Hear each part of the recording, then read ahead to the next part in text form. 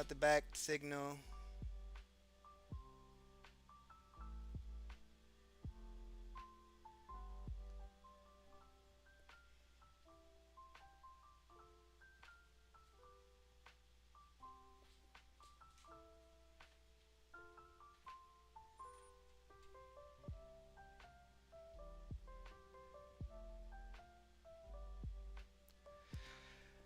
How y'all doing? Happy Friday. It is a very happy Friday. Again, the world not so much. Uh, but it's kind of correcting itself. We are in a turnaround, but like Mike Johnson said, when they pass a big ugly ass bill, it's a big ship. Take a little bit of time to slow turn around. The only difference is that was a fucking lie. He was talking about the economy, and literally, there is no economic burst or economic increase in our future.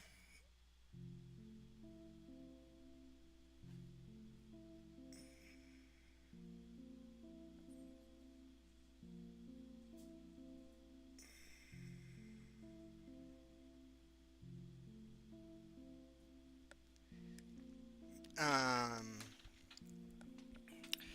yeah, like literally, we'll talk about it here in a little bit, but um, our economic future, if we stay on this course, is abysmal. It's literally. I'll play this right now. Let's talk about it. And it's all because of Trump. Like literally, we would all be better off if he got into office and did nothing. If he just sat there and fell asleep behind his desk, our lives would be better off. On Mearsheimer of the University of Chicago. Sir, it's great to see you. Thanks for joining us again. I'm glad to be here. Thank you for inviting me. Always. So, sir, you recently took part in a debate with your co-author, Dr. Stephen Walt, against Mike Pompeo, the former Secretary of State, and Victoria Nuland, famous for many reasons, of being one of the preeminent neocons and very involved in what happened in the color revolution in Ukraine. But there was one particular moment we wanted your reaction to, of your exchange here with Nuland and Pompeo. Is this the first thing on the chopping block? No, it's Talarico. Okay, no, this is the second thing. Alright, my bead. I want to talk about this anyways because they are coming after my guy, James Talarico.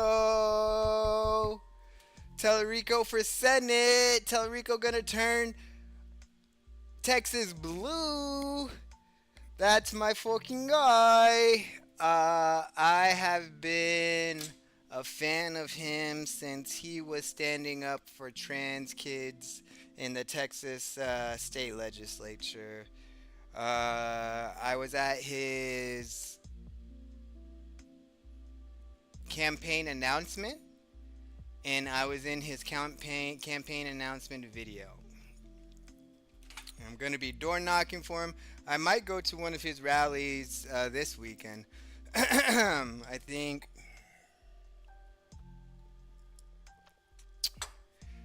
I think one of them is not Leander. Yeah.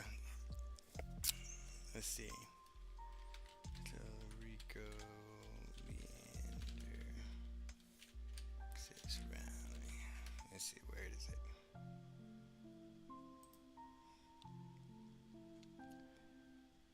Let's see. How far is it from me?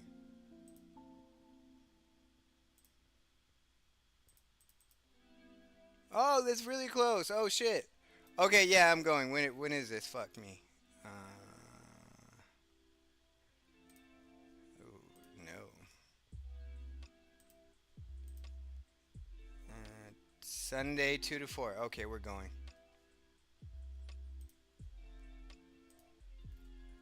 Boom, going.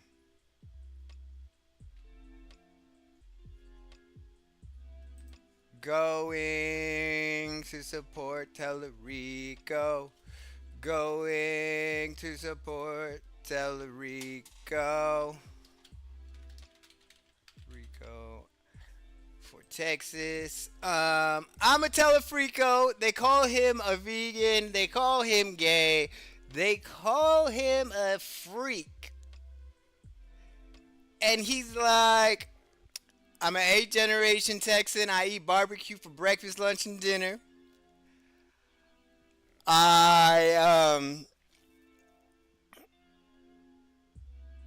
I have a beautiful Latina girlfriend. Beautiful, beautiful Latina girlfriend. And he has a what was the third thing? So they call him. Oh yeah, and yeah, I'm okay with being a freako. He's okay with being a freak.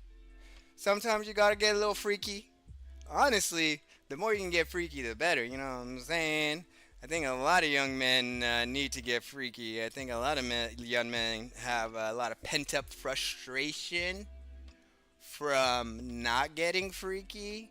And that's why we have all this red pill misogynist anger towards women. Like, I saw a video the other day of a man getting upset because a woman wasn't going to sleep with him after buying dinner for her. Um, yeah, that's really bad.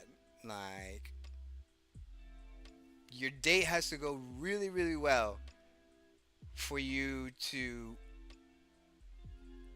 actually get some on that night. Like, it has to be a top 10 date for you to get access to the cookie jar, you know? But yeah, these young men, they just don't know how to be patient. They have all this pent up energy and they can't be patient. They're like, oh, I paid $60 for a dinner, $80 for dinner, and I should be able to have sex. It's like, no, bro. But if you got steez, if you got some Riz, if you're a good man like Mr. Talarico, you got yourself a baddie. Where is... Did I bookmark it? No. Where is my guy? I've been fighting with people all fucking morning about Talarico. Like, oh, he's gay, he's gay. He has a beard. Nobody's seen this woman. Nobody's seen this woman. Being gay is wrong. Gay people shouldn't be allowed. They're corrupting. Blah blah blah. Yada yada yada. Bullshit, bullshit, bullshit. It's like, but we're gonna vote for Paxton. Paxton is better. Paxton cheats on his wife and is divorcing her. Lives with his mistress right now. My mom would say, you know, that's wrong. Your dad should not be sleeping at another woman's house.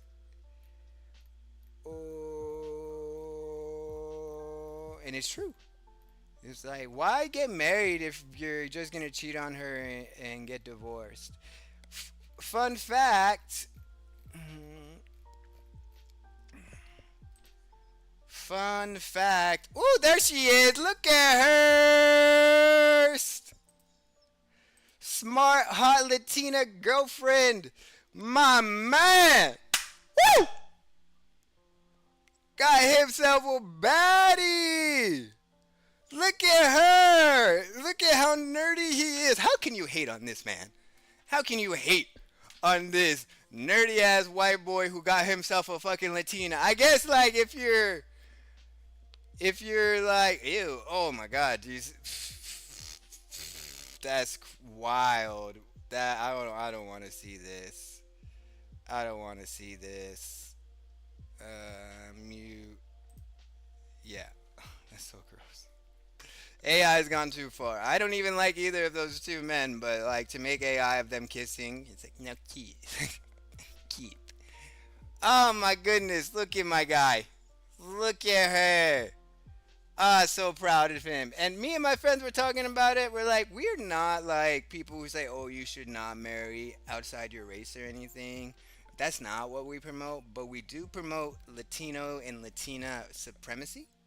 We just think that like Latino and Latinas as a spouse or a partner, significant other, they're just the best. They're just the best.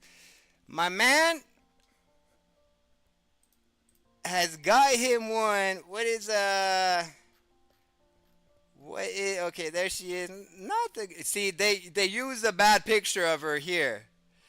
They use a bad picture of her here. Oppo research on Talarico. He is in a loving with relationship with his beautiful girlfriend. Oppo research on Paxton. He literally freed a pedophile and his wife divorced him on biblical grounds. Yep, that's about right. Look at this. Brianna Menard, 30, is a committed vegan, yoga buff, cat mom, and likes dancing the night away at a local gay bar, Cheer Up Charlie's in Austin. I'm gonna go to Cheer Up Charlie's just because of this woman now. According to her bio at a local food co-op where she serves on the board. James is not and never has been a vegan, much to his girlfriend's chagrin. As the saying goes, true love conquers all. Conquers all. Oh, that's so cute. So yeah, another of their lies of about him debunked. But look at this, soy boy, gay, Beto 2.0, like they really are afraid of him. They really are afraid of him. There's more evidence that this guy is an omnivore.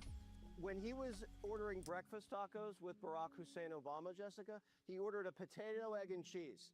No chorizo, potato, egg, and cheese. I have questions that I'd like local reporters to ask Low T Talarico. Does James Talarico even own a gun? Is James Talarico a Cowboys fan? A Houston Texans fan? Does he even know the Spurs are playing tonight? Has Talarico ever been to a football game, or is he more of a world? Talarico is taking the campaign offline tomorrow, so everybody can enjoy the San Antonio Spurs game. He is a San Antonio Spurs fan for sure.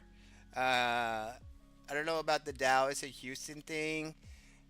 He grew up in South Austin, so more likely a Houston fan than Dallas.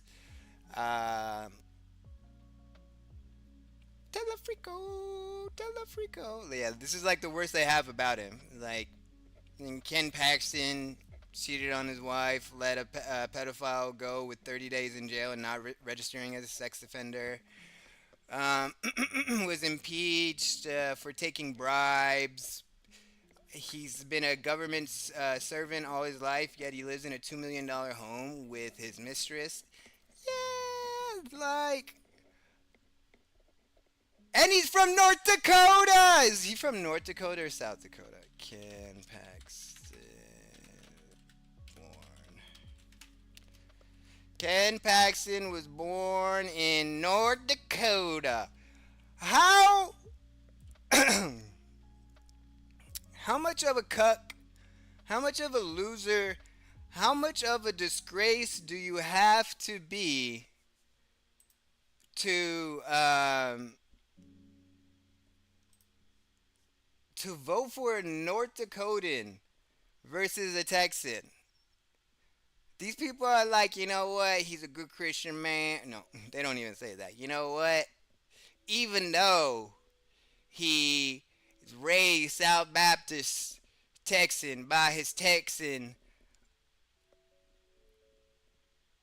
grandpa, even though his mom is a survivor of domestic violence, even though he taught in San Antone in public schools, even though he has a beautiful Latina girlfriend that he's never cheated on with his mistress, I'm gonna go vote.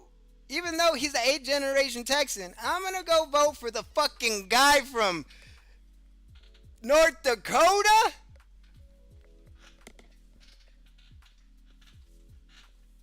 These are the same people who voted for fucking the Canadian Rafael Cruz? Yo. something's in the water. Something's wrong with rural Texas. Well, they don't have any water, actually. Cup guy. Wait, what does that mean? Sorry, yeah. I Sorry. like the World Cup. Does Talarico own a truck?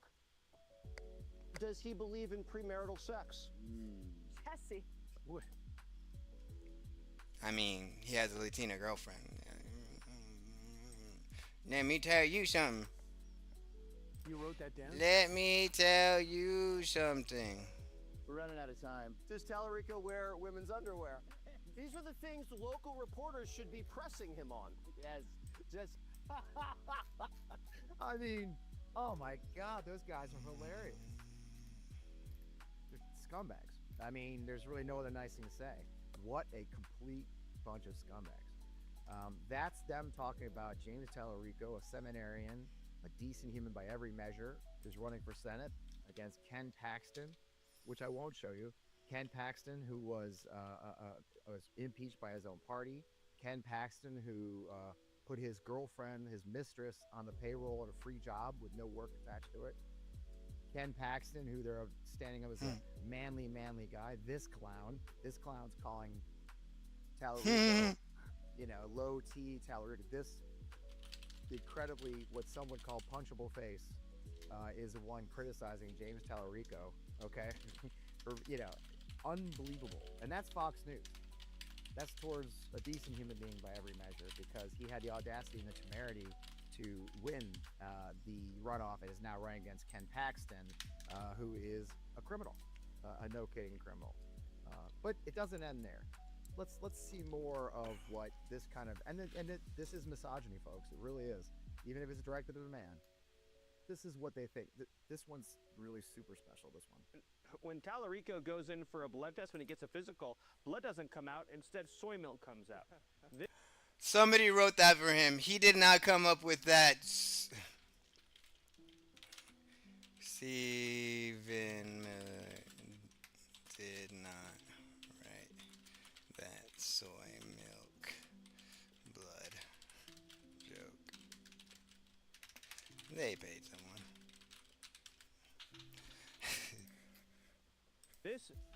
This man has less testosterone than Jasmine Crockett. It is a mind-boggling choice.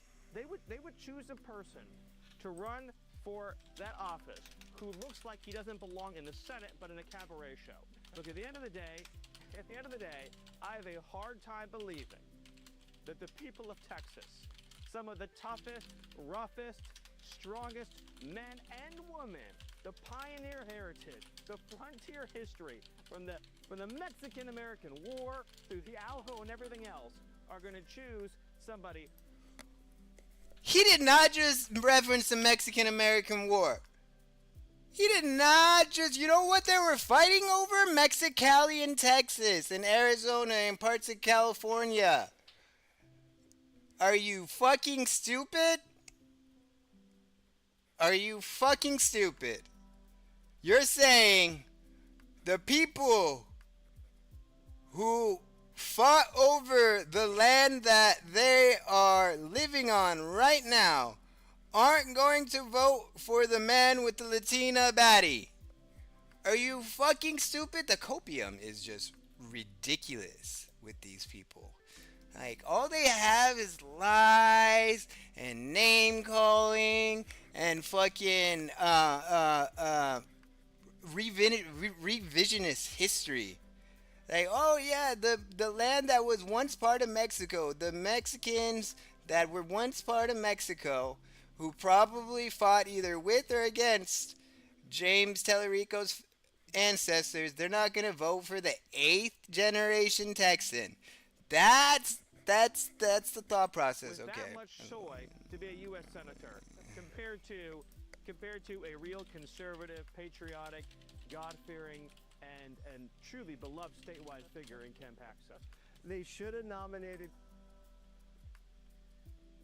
Ken Paxton is not a loved fucking figure. Crockett. I can't believe I'm saying that, but I mean, it should. Oh my God, no! Like Ken Paxton versus Jasmine Crockett.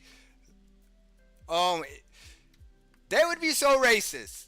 they would be so fucking racist, and yes, she would fucking probably lose. Like, holy Nominated Jesus. Crockett. That's how bad it is. Well, we'll be following. I mean, yeah, that's what they're talking about. Truly beloved, God-fearing man.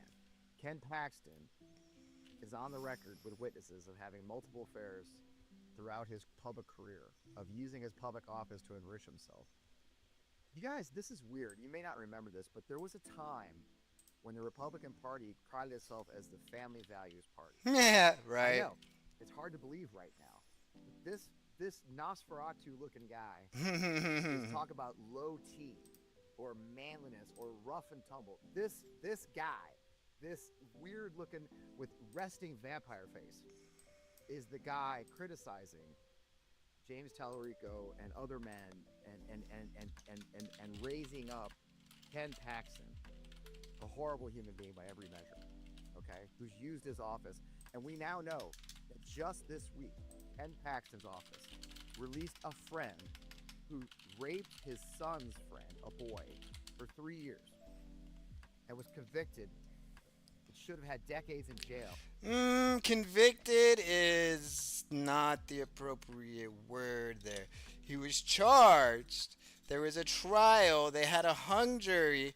Hung jury means that like half the jurors wanted to convict, other half wanted to do non-guilty, of course. The attorney for the child predator, he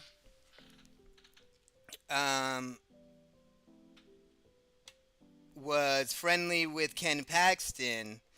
I think Ken Paxton did a dirty deal. It's one of the bribes he's like alleged to have taken is with the attorney representing the boy, or the man, Hoffman, who abused the boy. They have some sort of connection, and so they got the hung jury, and they had a choice to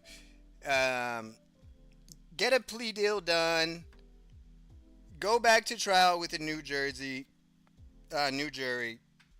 or drop the charges. And the plea deal that Paxton worked out, even though he had half the fucking jury saying that the man was guilty, he is going to offer him 1 day in jail and no sex offender registry. Okay? Judge said no, he's spending time in jail. So they came back 30 days in jail and no sex offender. Okay? Which is no sex offender registry. This was all Paxton's choice to give this man such a great plea deal. They could have given him, I think at the very least, this man needs to be on a sex registry, okay?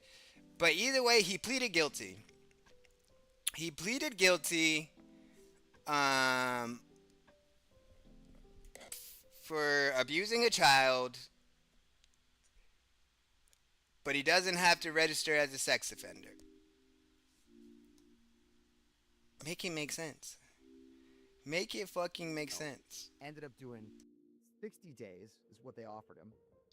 And he was let out in 30 days for good behavior and will not even be registered as a sex offender under Ken Paxton. That's Ken Paxton's view of the law.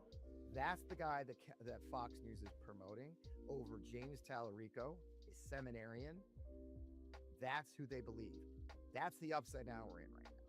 But it goes to something larger, doesn't it? It goes to just unbelievable, the misogyny level so bad now on the right and on the MAGA movement that they're doing this to a man. But don't forget, did you hear the little jab in there on Jasmine Crockett? He has less testosterone than Jasmine Crockett because they had to get a jab in on the black woman, right? That's what they do, and that's why we're having the show this week. So we should have had this a month ago during Women's History Month, but sometimes luck falls in your lap and you get the right guests. So we're gonna have two guests this week, and I'm really excited to talk to both of them because it ties in exactly what we're facing in this moment. This is a man. Imagine what our women are following. Imagine what women face daily. If a woman has the temerity to step out in public for public office, or temerity to step out in culture and pop music, to temerity to stand out and use her voice like Taylor Swift or Jasmine Crockett, what do they face? Let's talk about that. Let's talk about, because guys, women are not a special interest group in America. No matter how much you want to say they are, 51% of our population is women. And the fact they're treated like there's some sort of special interest group separate from men tells you how far we've gone down the rabbit hole in America in 2026. And I say this as a white, cis, straight male. We are down a rabbit hole of how we treat half our population. So we need to have a conversation about that. And I'm not a woman, but I'm happy to host that conversation. I hope you'll stay with us and join. This is two great conversations today. So welcome to On Democracy, FP Wellman. I'm FP Wellman. We're going to have a great conversation with two very smart people. I'm glad you're here on a Friday night. I hope you're here every Friday night. Before we go any further, make sure you hit that like button. Make sure you hit that share button right now on your social media channels, because we have a great show. And if you don't share it, nobody's going to see it. Let's get on with the show.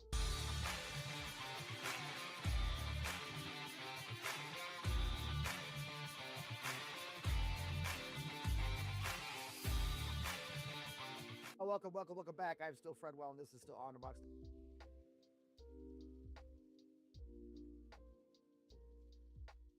FP Wellman every week right here in the Minus Touch Network. Look, this show is a thoughtful show. Okay, I'm not rage baiting.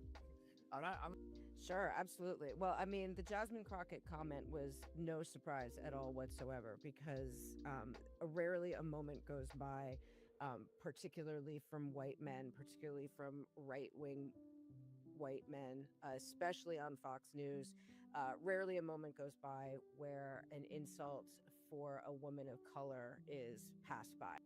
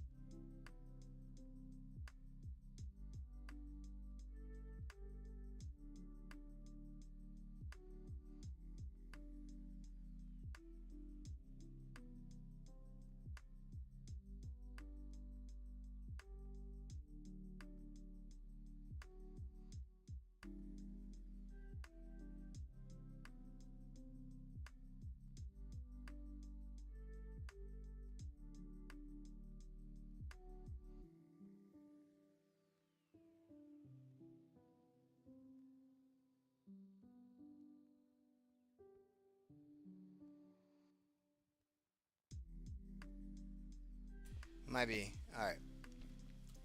So yeah, what I was saying is they just want to tag Talarico with Jasmine Crockett because they're trying to fire up their racist base to vote against him. But he's not Jasmine Crockett. He won by 150,000 more votes. He has like 400,000 more votes than Paxton versus Cornyn results. Yep. Oh my Jesus. Okay, so that's what I've been harping on all online. I'm just like, yo, he's already gotten more votes than Ken Paxton. Okay? If trends continue, he would need 90% of John Cornyn's people to vote for him. Plus, none of Jasmine Crockett's people vote for Talarico for him to have a chance. Okay? I don't see that happening. I have heard a lot. 30% of John Cornyn's voters. What is 501,000 times 0.30 is 150,000 John Cornyn voters have said that they're going to vote for him, vote for Talarico. Okay. So so he does get the 1.2. He does get the 400,000 he needs. Well, let's see. Okay. Let's see. 50175 minus 150,000. 351 plus 886,010. So if he got the 70% of Cornyn's voters, James didn't get any more votes. He only got, well, no. And then if James gets, so if Paxton gets 70% of Cornyn's votes, and then James gets the other 150,000, James wins. Like the math just doesn't work in his favor.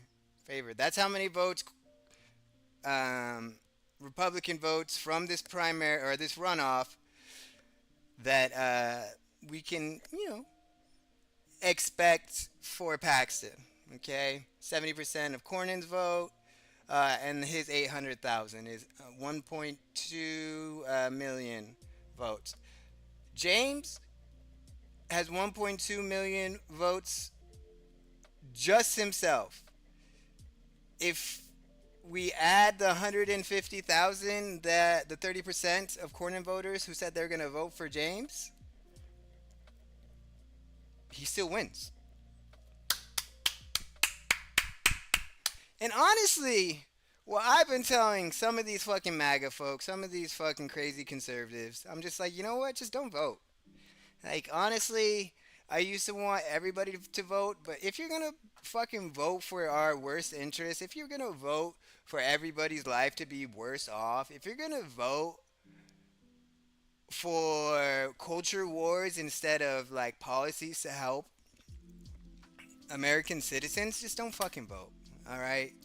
If you're voting because you think uh, James Talarico wants open borders and um, is gonna have surgery operating rooms in our schools, then like you're just too stupid. Just like if you really believe that bullshit culture war shit, then just don't vote. Stay home, take the day off, and then let us people who actually care about one another and care about you and want your life to get better. Let us vote and let us, bring the United States back to some level of respect and working for the citizens, you know? Right. I mean, any opportunity, it's a tale as old as time, right? But I think, what I argue in the book is the ways in which, as the subtitle, the subtitle is the ways in which women are centered and silenced in pop culture. I do focus the majority of the time on how women are treated, but I also, at the end, I want to make sure that, at the end of the book, I wanted to make sure that we didn't think of this as one-sided, because patriarchy absolutely unequivocally hurts women. There's no doubt about that. Right. Patriarchy also hurts men, right? And when we look at somebody like James Talarico and the way that his name and his kindness, his Christianity, his maybe lack of bluster, lack of bravado is insulted, that is how patriarchy hurts men, right?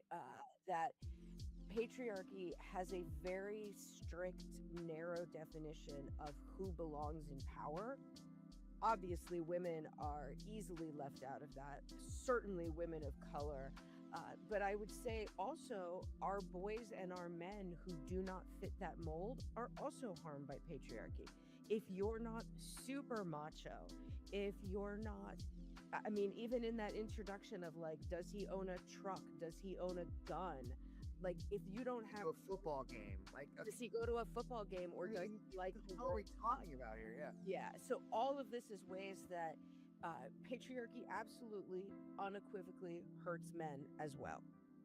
That is such a great way to open the show. Well, what drove you to write the book now? I mean, you've been teaching this for a while.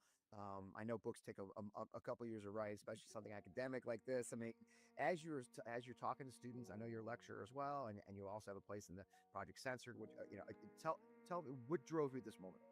So I was invited a few years ago to write a book chapter about the censorship of gender. It was a larger edited academic book on global censorship and increased global censorship. And I was asked to write a chapter about gender. And I got into it and started doing all of the research and kind of started making the connections with my own work of critical media literacy, now more focused on gender. And it was a book chapter and it was amazing. Like, it was such an incredible writing opportunity, such great people to work with on that text. And yet, because it's a chapter, it had to be really short. And the longest footnote in that chapter was, here's all the women I know I've forgotten. Like, I know I've left these women out. I'm not ignorant of this, but there's only so much room in a chapter. So when the opportunity came to make it into a book and to be able to expand that, I jumped on it as fast as I could, because to be able to work with the censored press was I knew was going to be incredible. Such amazing friends and colleagues doing such good work for independent media and pushing back on the sort of corporate monolith that is our media system these days. So I finally expand what I wanted to write about, and yet I will say, still, so many stories ended up kind of cut and pushed aside because there's only so much room in a single book. So, but just the opportunity to be able to discuss it more and to expand the study was really what drove me to do this. I get it, and you go into a lot of. I mean, it. And we're living that right now. I mean, when Selena Gomez started posted that video on Instagram of her crying because of what was happening to the Latin communities being targeted and abused by ICE, she just recorded herself talking and crying about it, and because it's very emotional and strong stuff. She got a lot of hate for it. She got so much hate that she took down the video. And the Republican Party has made it a sin to be empathetic towards human beings. Toxic empathy, that's what they call it. And I've never heard more of an oxymoron. Like, are you fucking stupid? Toxic empathy? I think, sure, empathy does have its limits. Like, you don't give the shirt off your back to your neighbor if you don't have a spare. Like, you don't have to do that. But to see your neighbor being targeted and abused by masked men and not feel emotional or not feel like you're oh shit, how do I do this?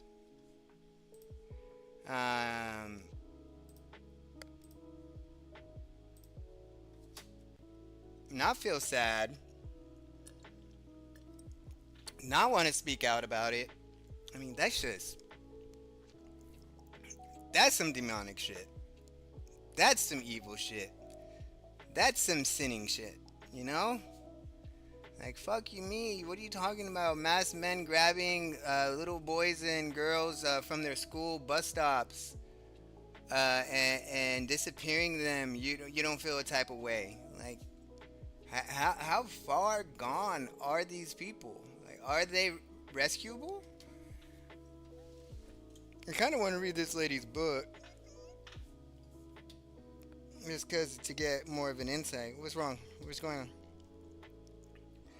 on how deep it goes. I definitely feel like I understand the patriarchy like her and want to help bring women back into the fold, back into the matriarchy. I'm a misandrist. I think women are better.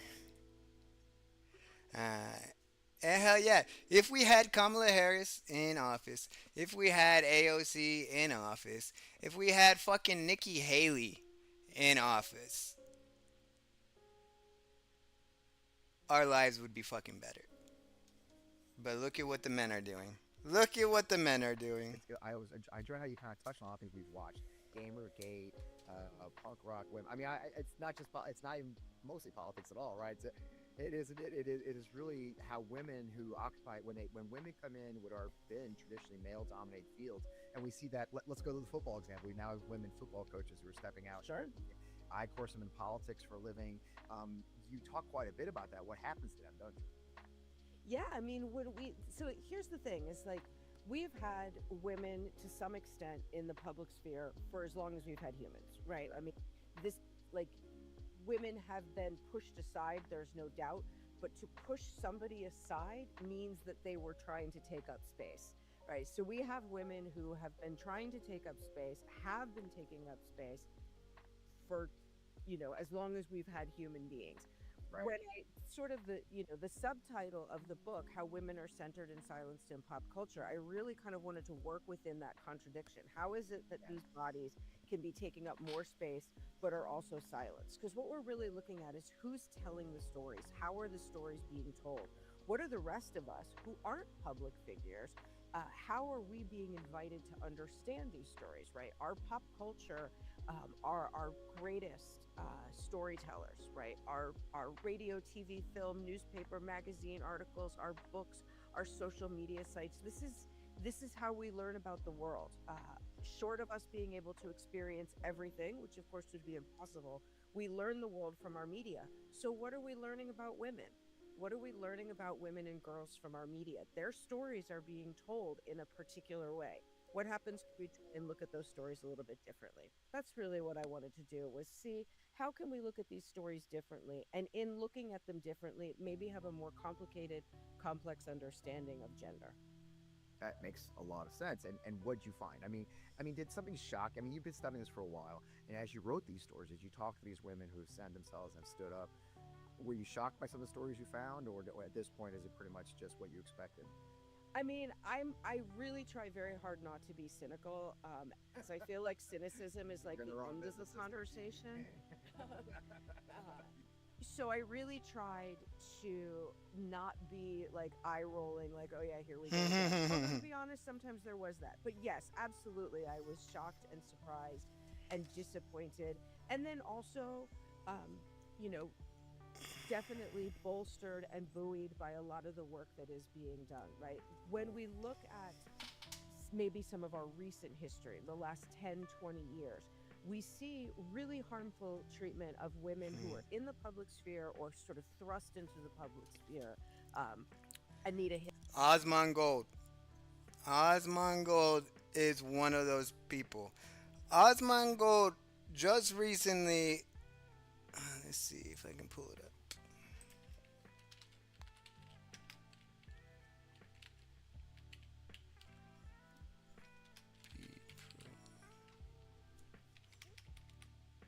Son. Be this one. Okay, and then it's just like the contrast between. I want to. The far right and the far left. This is the contrast between the two. Okay? This is who she's talking about. Not only a leader of the far right, but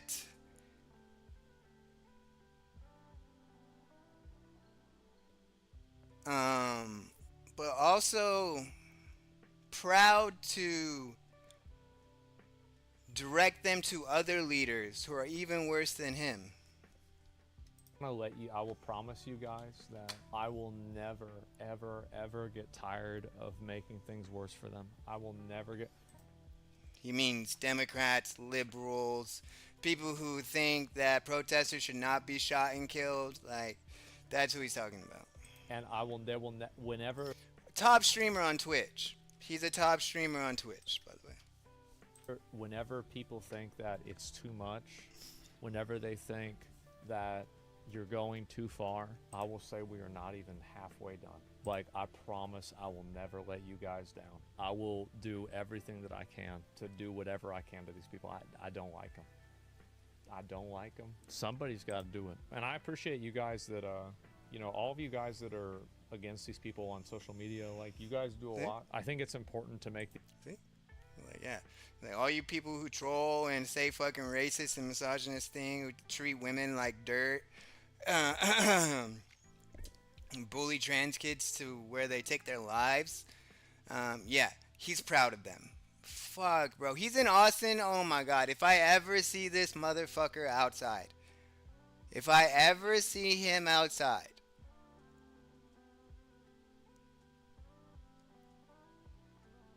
I'm gonna have a talk with him. I'm gonna have a conversation with him. I'm gonna call him the fucking alien from Men in Black who make coffee all the drink coffee and smoke cigarettes. That's what I'm gonna fucking call him, bro. Oh my Jesus. I wish if the Lord I can't. You don't ask the Lord for things like that. That's rude. But yeah, okay, let's continue. the environment for them as unpleasant and unwelcoming as possible. I mean, and again, keep in mind, that's the way that they would do. Like, I'll continue making the environment for them incredibly unpleasant. But I'll be back on tomorrow. I might start earlier tomorrow. There's like a 10% chance of that. I don't want to lead you down a pit of despair, to be sad, lonely, and angry all the fucking time. I want you to be angry at the right things and use that anger and resentment for designing a more productive future for yourself and others, right? That's why I always urge you to touch grass, urge you to be normal, urge you to go out and fucking organize in your communities, organize labor unions in your workplace, join the DSA, go out and door knock for candidates, right? Phone bank. That's it. I want you to be the best possible version of yourselves. And on that note, ladies and gentlemen, I will bid you adieu, and I will go hang out with friends and family.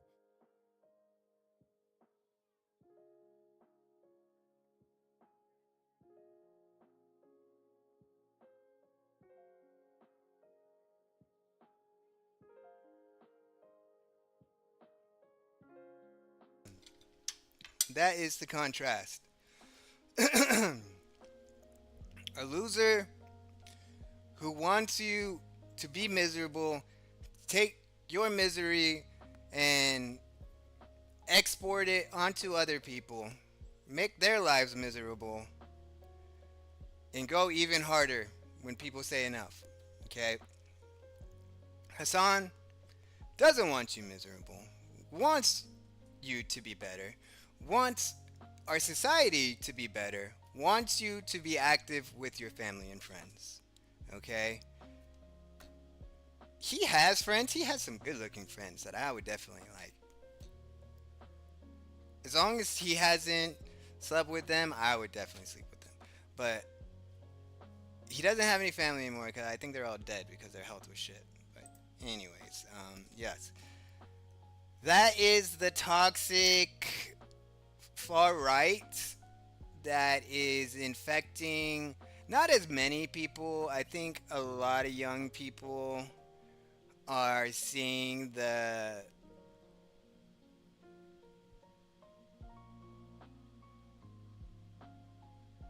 outcomes of these people and seeing like what their lives really look like as far as like real relationships, their relationships with their family, their support, how they make money.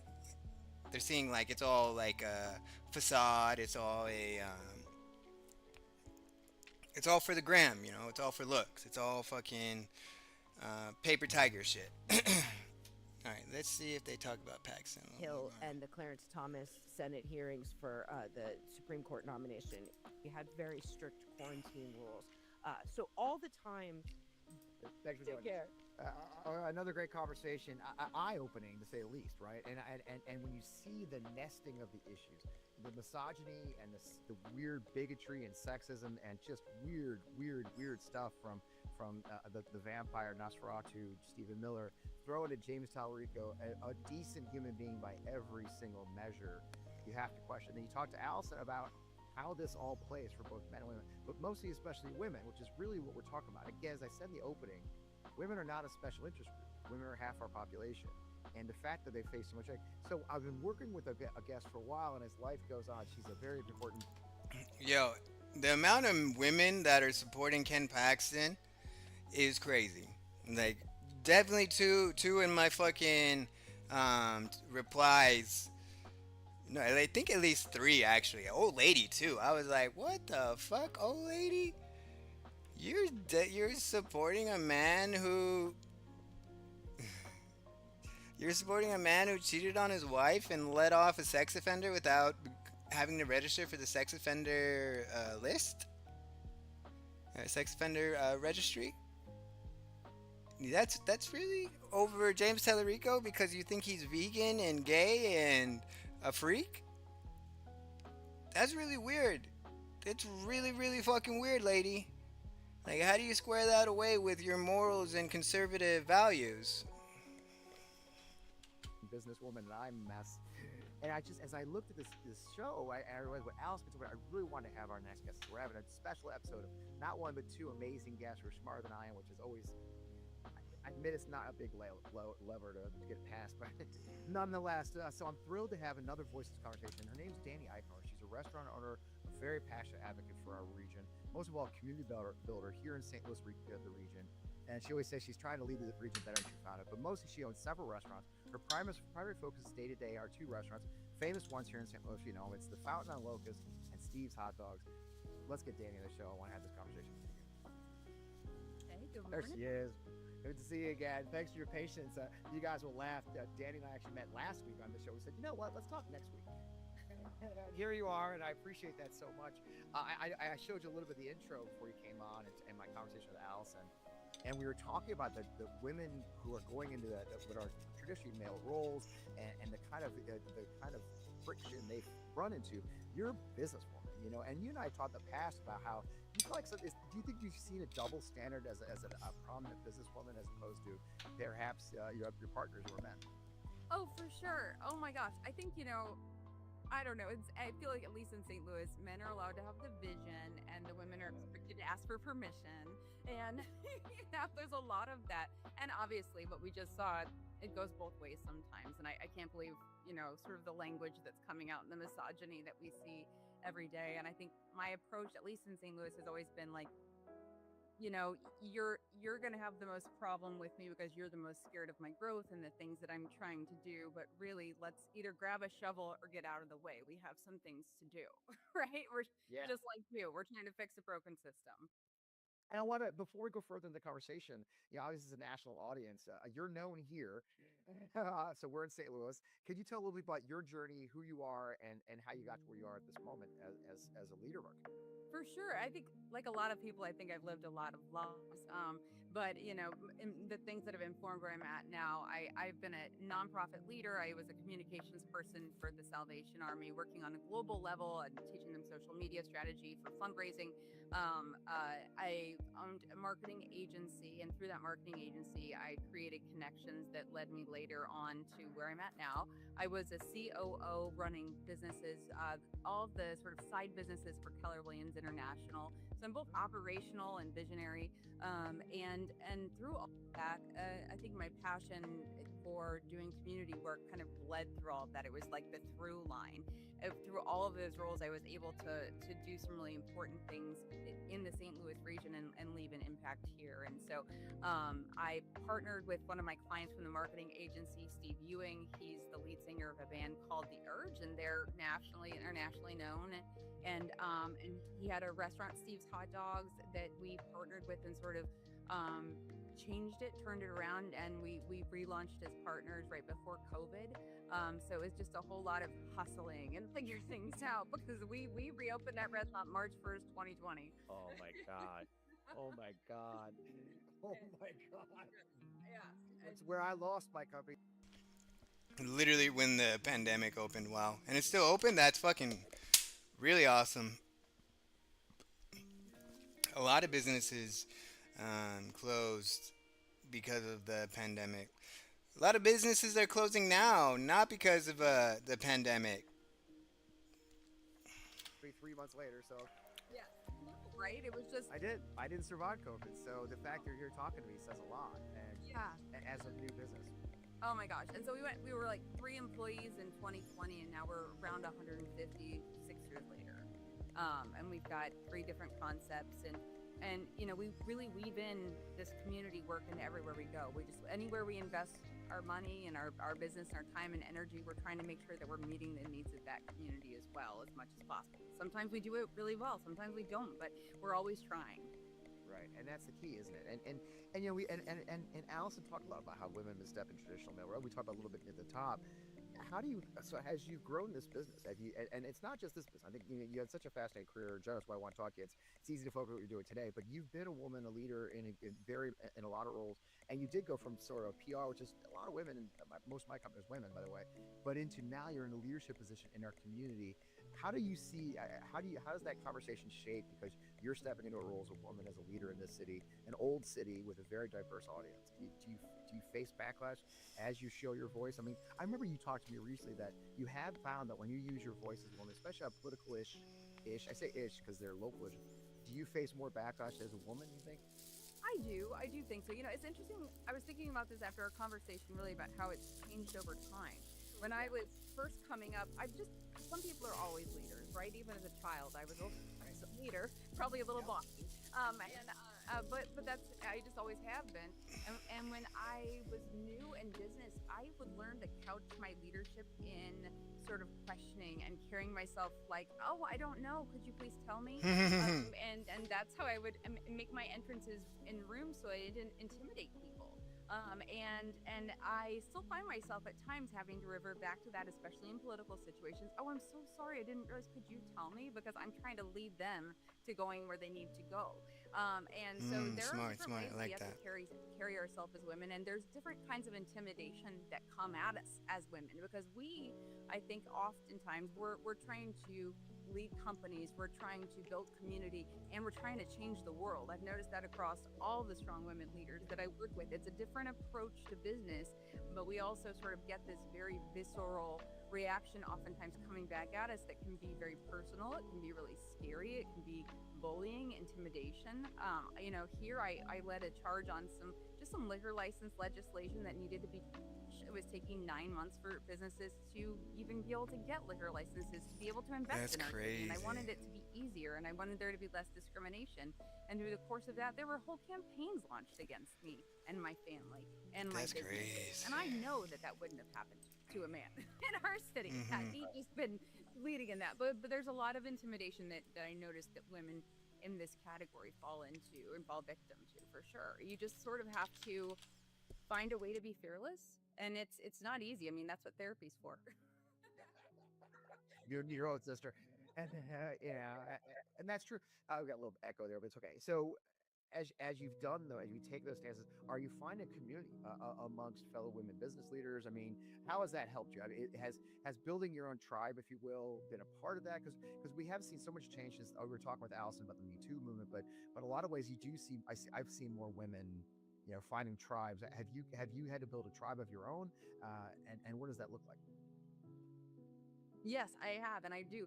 I actually have a group of women leaders that I'm friends with, and we call ourselves the Strangers, but it's just this badass group of women CEOs, nonprofit leaders, business owners, and we just go hiking and kayaking and whatever, and we get it out there, and it's really interesting to just see us all out in nature, just being regular people, but we all understand what's there the rest of the week, and we can lean on each other the rest of the week. And it's my favorite group of people that I can be with. And I think the biggest part is in these roles, because we are who we are, we're continuously pouring out into the community, into the people that we're serving, into our employees, and our cups can get very, very empty, and finding ways to refill them is a big deal. And so, yeah, I have an amazing network of women, and part of it's my friend that helps me. She's always introducing me to the next great woman I need to know, and I just feel so incredibly fortunate to have them in my corner, and I'm absolutely in theirs, and we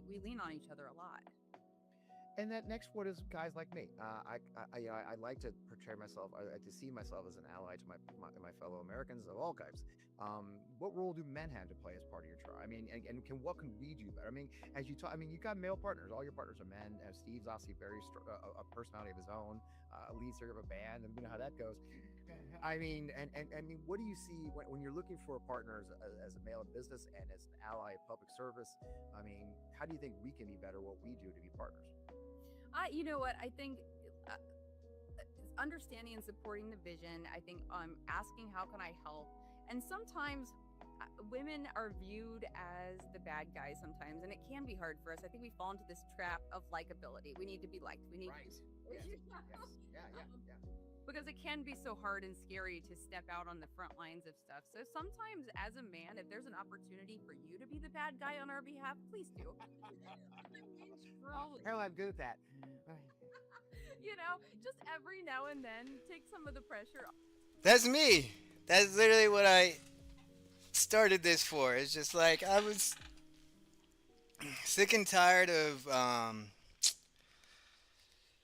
honestly, most of the voices that made sense that I aligned myself with were women, but men weren't listening to them, and it's because they have this bias against them. And I was like, all right, well, I'm going to say this same thing that women are saying in a more aggressive manner to get their attention and their respect. And I don't know if it's, I mean, I do have 766 more followers. 767, I think. 766. You know, I feel like our movement is growing. I do feel like there are more people speaking out and listening to, I don't know if they're listening to women per se or us, but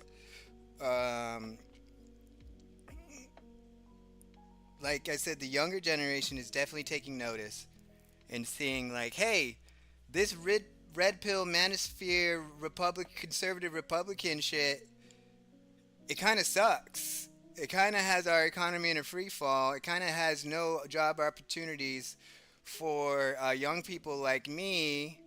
It's kind of forcing me into a racist, misogynist viewpoint that gets me no bitches. Why would I want to follow that ideology? It's like, okay, now they have some guys over on the left that are good looking and saying things about, you know, helping one another and empathy is good to have. Like, okay, maybe I did choose the wrong side. And yeah, they're coming over. So I think they are going to be huge. I think the 18 to 25-year-old bracket is going to vote huge for Talarico. I think that we're going to see some huge motion. I mean, Ohio, a woman Democrat is beating Vivek Ramaswamy in Ohio for the governor race. To be fair, that's a whole lot of racism. Like, he's running against a white, blonde, blue-eyed woman, and his name is Vivek Ramaswamy in Ohio. That's just, yeah. In Alaska, Democrat is polling higher than the Republican in Alaska governor. Trump's approval rating is like 27% and going lower. I was hoping to have some good news regarding the Iran deal, but it doesn't look like it. Like, it hasn't made it to mainstream media that there is a deal. As a matter of fact, more so I've seen people who are getting ready, striking back missile strikes on both sides. Strait of Hormuz still closed. Gas prices are expected to spike. They're expected to spike higher. I thought we were in a space where, like, the global market has kind of figured it out that yeah, we can rely on the Strait of Hormuz, so we're just gonna, make new trade routes that take longer and cost more money. But apparently not. I think that it was like the Chevron CEO was like, we expect oil, the cost of oil to go up in the next couple of months, and and we're not gonna see a decrease. We're not gonna go under $3 a gallon for like 3 years. Oh my god, like that hurts my soul. Like, yes, will I be okay? My car gets like 30 miles per gallon. My work is 10 miles away. Not even, probably like 8 miles away. I'm 8 miles from downtown Austin. Like, it doesn't hurt me. I'll have less spending money for sure, but it hurts the poor people so much. Having this continuous, like, almost $5 a gallon. That $5 you could buy a loaf of bread, but now you have to have 1 gallon of gas so you can get to the store. Okay, let's get back to this. Off. I think that's what I ask of my business partners. That's what I ask of my husband, who's a partner. I'm just like, hey, just today, give me a minute where I don't have to be the bad guy. We're all rowing in the same. You know why I'm about to be a bad guy right now. Could you just do it? I love that advice. That's the first I've ever heard that, and it's so true. My daughter's an entrepreneur, like I told you, and she owns a business in Virginia, and it's true. It is. I watch the things that she's faced as an entrepreneur versus my entrepreneurial journey as a small businessman, and it shocks me that they are different. There's a very different framework around their leadership and how it faces. And you're right. And the backlash to them as women is very different than it is to me as a male. And it's important to me. And I love the idea that we just have to be every now and the bad guy. But that's an understanding of who we are as leaders. Another one, it's a little bit of transition, but it's not. I mean, we also are sitting here in very divided political parties. And Missouri, St. Louis especially, is an epicenter of that divide. It's funny, if you understand the history of Missouri, we've always been a divided place. We've always been this place in the middle of this country that has its own divides. And all the larger divides of America come in sharp focus right in streets in Missouri, right? The Delmar divide, where between black St. Louis and white St. Louis, the fact that we've got a city and a county that are separate entities because of white flight. This goes back to Lewis and Clark, and you're being honest about it, right? How do you build businesses in this time? Because your business do span those divides. You're all over. You had, unfortunately, you suffered greatly because you were on Delmar during a tornado hit, which we talk about separately. But your business straddle those divides in a lot of ways. Your partner's black. How do you build opening and welcoming businesses in these divided times? Have you thought about that? Is it a conscious decision, or is it something you just do naturally? Well, it's interesting. So years ago, I worked in politics. I ran a political campaign, sort of the natural progression of the community work I was doing. And I remember the executive director of the organization I worked for. She looked at me one day and she goes, "Danny, you are so politically tone deaf." Because I wouldn't buy into the favor trading, and I just said, "Honey, this is parks and trails and transportation infrastructure we are trying to make happen in St. Louis. I don't need to. That's the right thing for us to do. I know what we're trying to do, and we just need to do the right thing." And I remember thinking in that moment and in that week a lot about, like, I can let her crush me, and I can let her take away sort of my idealism, or I can continue being who I am. And I have decided to continue being who I am, and that's what I carry into my business. We invest in communities. We do work that we really believe in, and we just do it because it's the right thing to do. And sometimes there's negative repercussions. And I mean, Pride Month starts in just a couple of days, and every year we go all out for Pride because we are a safe space for people in the community, and we want to support programs that are doing work to make our state and our city a safe space for people in our community. And every Pride Month we get those 1-star reviews, and we get people that are boycotting our businesses, but it's still the right thing to do, right? And so we are just never going to stop. We're just never going to stop. And it's difficult. We're going to always run up against this, but we also have our people, and we have our tribe of customers, and we have our just our people in our world that support what we do. And they, we're going to continue to curate them, and we know they're going to show up at the end of the day. Yeah, and it's living your values. And I found that my other job, like if you're very, I think people on all political stripes respect people who just wear their values on their sleeve and never waver from them or never bench them. Have you? Yeah, totally. And if you own a food business or a restaurant business, you got to get the people directly around you. You know, it's okay if you have like a big following outside or on the internet that'll come for day one or stuff, or grand openings and special events and like that. That that's good. That's definitely necessary. But you really need to build that community around you, so you have the daily customers, so you have that daily cash flow coming in, so like, hey, Mr. Watson buys a chili cheese dog every Thursday. I'm gonna make sure I have fresh hot dogs ready for him. Mr. Martinez likes a Sonoran hot dog, so I gotta make sure I make an extra Sonoran hot dog on Fridays, because he usually comes in like.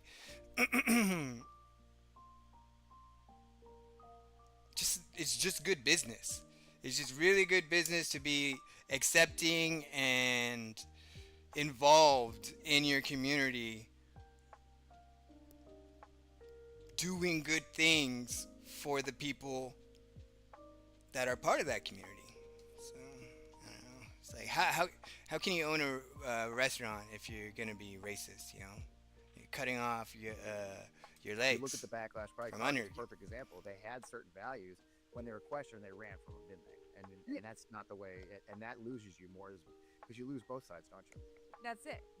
And you know what? And I just, yeah, I think you just have to determine who you are and what you're trying to do. And for us, we believe that we want everybody. Yeah, there's this little community goal we have of leaving a good impact, but we're also at the same time trying to do hospitality differently. Hospitality has a bad reputation for a reason. We haven't figured it all out, but we continue to consistently increase wages. We continue to consistently bring in new benefits.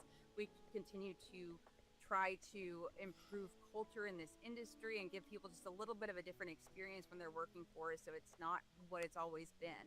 And part of that is that we want people to be able to grow. I'm a business person that got into restaurants, and so it's a little bit differently. And so what we bring education and leadership and business knowledge, and we pour it into these people, and we give them lots and lots of opportunities to grow. But we know that they can't grow if they don't feel safe first, and that means their race and that their gender identity, and we don't do it perfectly because we're always learning and growing, but we just keep doubling down on it. And so I think we know that's the right thing to do, and we just keep trying to do better. Yeah, it's a great way to put it, because it is your value set. It is setting it's hard in business because you are being buffeted by the winds of profit motive, right? You have to make a profit, and you're in a business that's got a very small profit margin. I know, and from family in that business, I mean, do you find yourself at moments, fretting over your very strong public positions as you look at profit margins, or is that something you just have accepted as your role? Yeah, let me tell you, like you hinted at earlier, last year we had 2 restaurants get hit by a tornado. And these restaurants were intentionally invested in a community along the Del Mar Divide, where on one side you've got the haves and the have-nots, and the have-nots is a historically black community, and the haves are typically white and wealthy. And we built a restaurant right in the middle to create a gathering space for people on both sides, and for it to get hit by a tornado and everything to change. And it wasn't really that it knocked down our buildings, right? We were able to physically recover, but our community was gone and devastated, and nobody was coming to help us afterwards. And we reopened our doors, and every day from June until January, we lost money every single day. And we're just a small family-owned set of businesses. We don't have backers or investors, and so it's been really interesting, and just as a leader, to go through that experience where we were on a track and we were doing good things for our people, and then suddenly we're just taking loss after loss after loss. And it took away our resources to live our values. And so this year we had to finally pull the cord and close those 2 locations, and we did have to lay off some staff and reset our organization in order to survive for the greater good. And we're living in this economic moment that we're living in right now, which is already putting strain and pressure. And so to be a leader that has a set of values and not Speaking of pressure on restaurants, apparently, um, barbecue spots are going to be reducing or limiting the availability of brisket, which makes sense. I mean, the ratio of how much you pay per pound to how much you can actually sell per pound, because I think it loses like 30 or 40% of its weight through the cooking process. And then the price of beef has gone up. No, no, no, no. Get down. Get down. No. Like, I've been wondering and slash waiting for the impact of eating PB&J sandwiches and fucking other depression meals to survive this economy was going to start affecting the restaurant business, and it looks like it. On top of losing international business, all right, you're losing. I mean, the fast food restaurants, they've been hurting. They said they have dropped like how much? Let's see.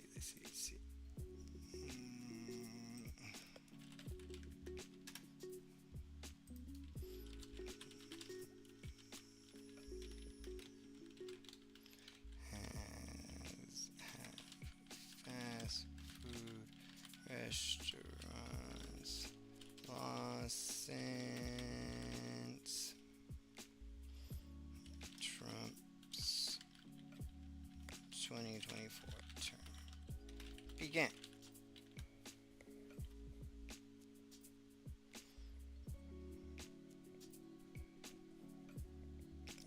Even with him fucking door dashing McDonald's and feeding people with McDonald's,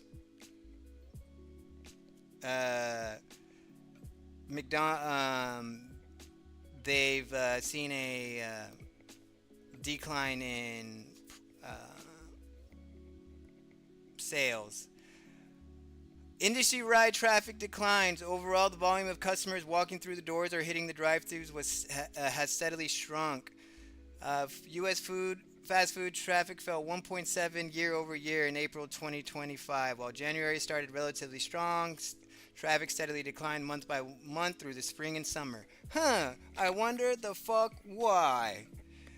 Consumer shift. According to Q1 2025 survey by Revenue Management Solutions, 40% of U.S. diners reported spending less of their disposable income on restaurants. Roughly 1 in 4 customers said they were shopping at grocery stores more often instead, citing better value for their money. Major chains hit. McDonald's minus 3.6, KFC minus 5%. Their food sucks. Okay, the quality of food is definitely down. The one that's by me especially. Pizza Hut down 6%. Jack in the Box down 7.4%. The Jack in the Box near me did shutter. It did close down. That is gone. Primary driver behind this lost business is inflation. Between 2020 and mid-2025, the cost of wholesale food and labor for restaurants rose by estimated 35%. To maintain their notoriously thin profit margins, fast food chains raised their menu prices by nearly a third on average. Because of this, fast food has lost its reputation as a budget-friendly option. Low and middle people are saying that this generation and Gen Z, millennials, and Gen Alpha is next. We just eat too many burgers and fries. We should just make it at home. It's cheaper. When McDonald's literally exploded across the globe because of them going to eat all the fucking time. Like, my grandmother would bring me McDonald's for lunch because I'm a special boy. Be able to deliver, that's hard. That's been really, really hard. And so this year, it's just been a lot of 12-hour days, 6 days a week, trying to get back to a place where you can get to living your values, because you feel like you failed in a way. And sometimes, you know, you talk about that gender aspect. I think that probably take it harder than a lot of my male counterparts, because I am so heart led, in so many ways, and you feel like you failed in a lot of ways. But it's leadership in this way, as a woman or not, is always a journey. I'll tell you. Yeah, yeah, it is, and we are in tough times. Like I know you guys are facing it. I talked to one of our fellow business owners, a guy named Shane, who they own two upscale restaurants and they had two moderate scale restaurants, and the upscale restaurants are doing great, Yes. and the moderate scale restaurants are not, because people of me and people of working, I don't even call it working class anymore. I call them working people, salaried people are struggling right now. I know you're seeing that in real time in your business, aren't you? 100%, and it's such a dichotomy. I got to sit in with actually a Federal Reserve panel of different hospitality people recently, and one of our counterparts, you know, I'm saying, listen, people just don't have it to spend anymore, and unfortunately, I have to pass through the costs that are coming to me. You know, maybe Right. food has leveled out, but insurance has doubled, tripled. You know, all these other things. I still, in order to keep my doors open, I have to charge what it costs to operate this business, and my people can't show up anymore and pay that, and they're angry at me. And meanwhile, the person next to me who owns a series of very high-end restaurants said I can charge anything I want. They're going to keep paying. And I thought, Kevin O'Leary is this fucking Canadian businessman man on Shark Tank. He's always out there shilling for Trump. He's about to build a data center in Utah.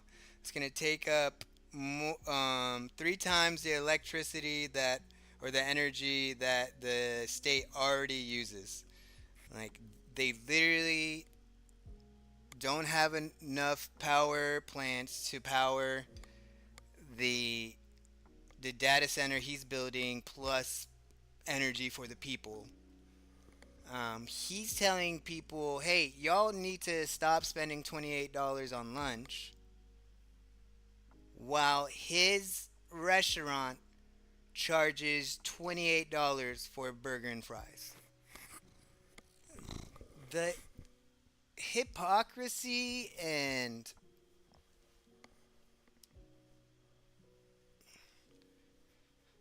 lies that these people tell us is so disrespectful. It's so disrespectful. Like, as a critically thinking adult,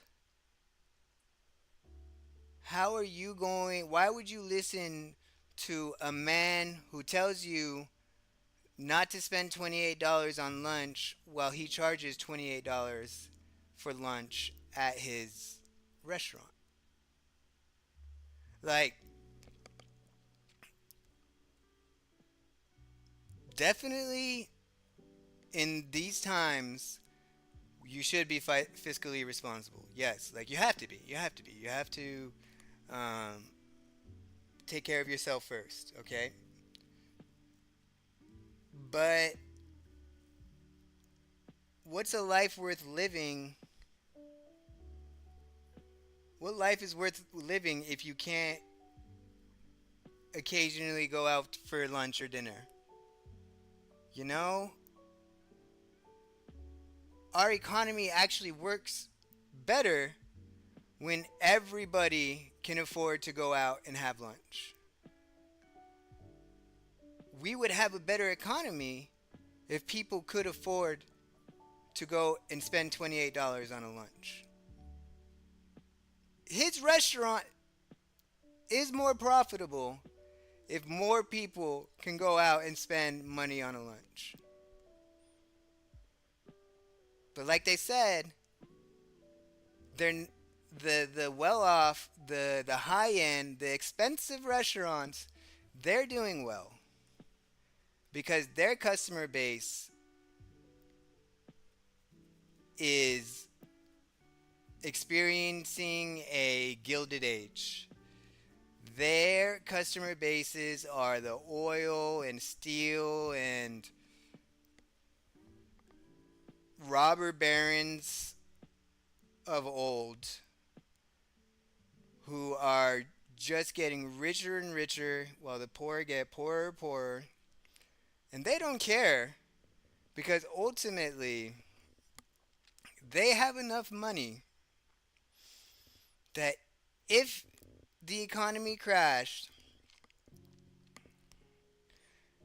they would still be able to live their lifestyle without any interruptions. Meanwhile, I don't know what the economic crash is going to look like for us. I think it involves the housing market, and I think it involves restaurants, hospitality. I think that's where we will see and feel the crash the most is the foreclosures on people's homes, people being upside down on their mortgages. Same thing with restaurants. People will be upside down on their mortgages for the restaurants, and they'll have to close their restaurant. And then more people will not be able to, will lose their job, and it will cause more strife. So I think that's where we're headed, is foreclosures, home foreclosures, and bitch, and restaurant and hospitality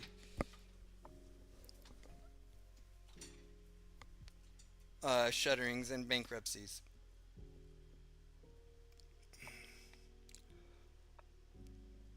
Which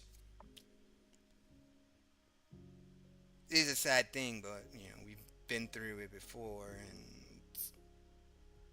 the rich got richer and the poor got poorer.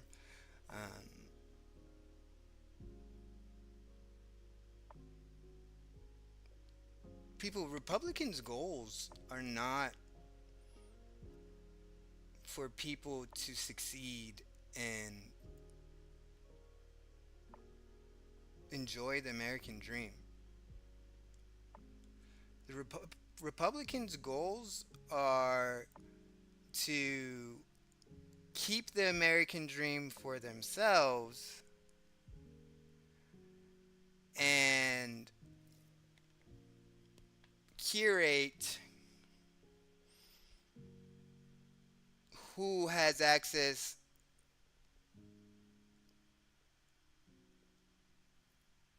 to the American dream. They don't want it for everybody. No. They want it for whoever they think is worthy. Even if you're an 8th generation Texan, they don't want it for you. They don't want you in their club. No. You have to come from money. You have to kiss the ring. You have to be part of the cult. So you can, before you can have a taste of their apples. Okay, that's a bad analogy. Sit at their table.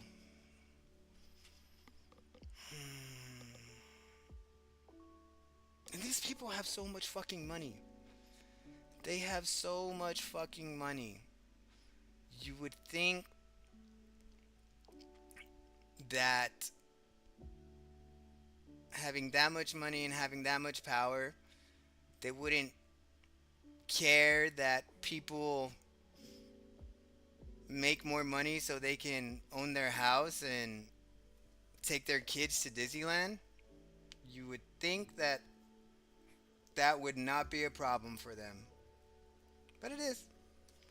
It fucking is. What an interesting time we're living in, that there is such a dichotomy and a bifurcation of our economy and how people are feeling it. Yeah, and it's scary to me because there's a cliff. I mean, you cannot continue that path before a cliff drops out, and we're not seeing that hope. So I guess a great place, because I do this in the show, and each spotted being a helicopter pilot and a pundit in the air job I do. Where do you see hope? I mean, you've had a rough couple years. The tornado recovery has been a disaster. I don't want to relive that. I know, for those who don't know, this is not her first rodeo. She also did a tornado recovery in Joplin. If you know the history of Missouri, a tremendous, terrible tornado over a decade ago. Where do you find hope in these moments? Do you find hope, or where do you hope we'll see change? I surround myself with some pretty amazing people, and I think that's where I get my hope from. I mean, I would love to say it's my kids, but my kids are, they are my hope. But I also see what a hard time it is to be a teenager right now, and the things that they're growing up in. And I'm just trying to, I'm not giving it up and handing it over to them yet. I still want to make the change so that their life is a lot easier when they get here. And so I surround myself with a lot of great leaders, and they are my hope. I just finished a 1-year program called Leadership St. Louis. It's effectively a master's in civic movement and making a difference. And I was in a cohort of 60 people just like me who see hope and who see a roadmap for it. And we just spent the last year developing a roadmap of the ways that we want to change. And just knowing that I am surrounded by such incredible leaders, I know we're not alone. I think that the media wants us to think we're alone, and I think the media wants to think we're one or the other. And I'm not falling for that, right? My dining room is the exact example of what a great cross section of people we have in America, and why we can't keep cutting each other off. We have to keep getting to know each other. We have to keep, talking to one another. There is reason to hope, and so I try to create the hope in my space. Yeah, like I'm willing to talk to them and I'm willing to hear them out and stuff, but when all they have is lies and but what about Biden? What about Obama? When they don't have like a genuine, if they can't stick to their conservative values when it's their candidate, if they only want to put their conservative values against a progressive candidate and not hold their candidate or their party to the same standard as the opposition, that's when I'm just like, no, like I don't think your opinion is all based on falsehoods and culture wars.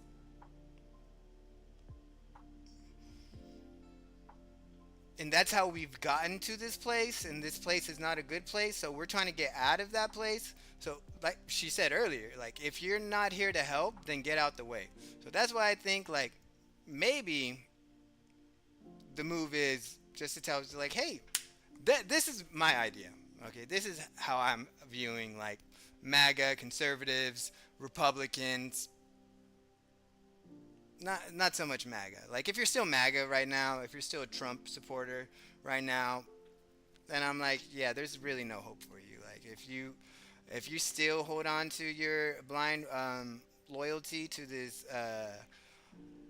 to that man, then I'm definitely not the one who's gonna save you. I'm just writing you off, okay?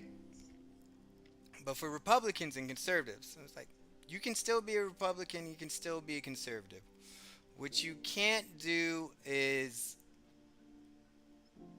push your Republicanness and conservativeness onto others. You can't push that narrative. You can't push those opinions anymore, because those opinions have gotten us to where we are. And this is a really deep hole that we're in, and we need to get out. And everybody else is like getting together to climb out of this fucking hole.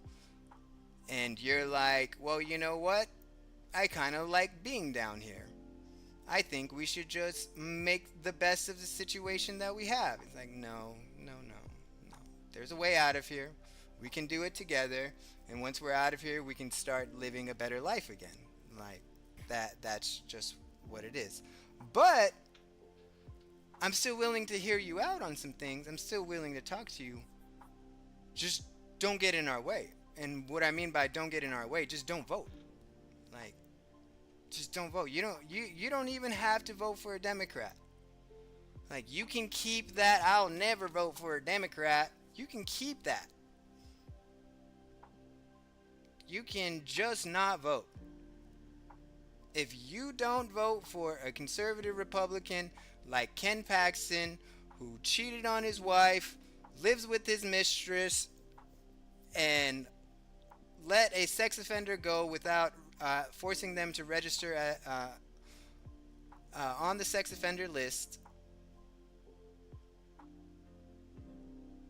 Just don't vote for him. You don't have to vote for him, because then we'll get more votes for James Talarico, and he's a guy who's not on a sex offender list, didn't cheat on his wife, never been married, and is preaching the good gospel. Like, that's a pretty good trade-off, right? Like, you don't have to vote for the adulterer, the sinner. And you don't have to vote for, the woke left. And you could still get your life better, improve your life, improve everybody's lives by just not voting. Spaces by creating these gathering spaces literally for. And then once we do have equilibrium back, once we do have a country we can be proud of again, a country that works for the people, a country that's not bombing and killing school children, a country that's not at war in the Middle East anymore. Once we have that back in here, once we have that in the USA, then we can, talk about what's a conservative? Oh yeah. Like James Talarico even says, he's like, yeah, no, he does. What one thing James Talarico says about the border, I'm not especially a fan of how he says it, but I don't know. I've never been to the Eagle Pass. He says he's been to Eagle Pass and he saw the cities being overwhelmed by having to take care of essentially a homeless population of migrants, and that's something we could definitely talk about. That's definitely something we can negotiate and hear you out as a conservative. Like, yeah, okay, you want a closed border, we want immigration reform. Let's go ahead. I think part of the immigration deal that Trump killed in 2024 before he was elected was a maximum crossing limit of people asking for asylum, and then once we get to that limit, then we deny all entry. That's fair. That's perfectly fair. I feel like that is a very workable conservative solution that we can meet with conservative Republicans on and find a agreeable policy on. Okay? We can do that. But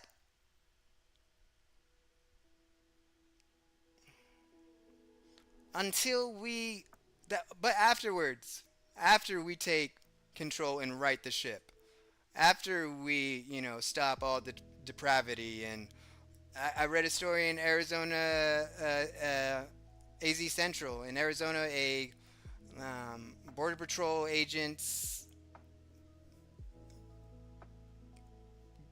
took a mother, arrested her, made her go with them to the school, pulled out the student, and now they're all being detained together.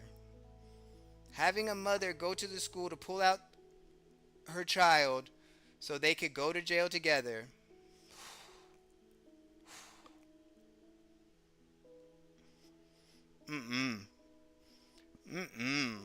No.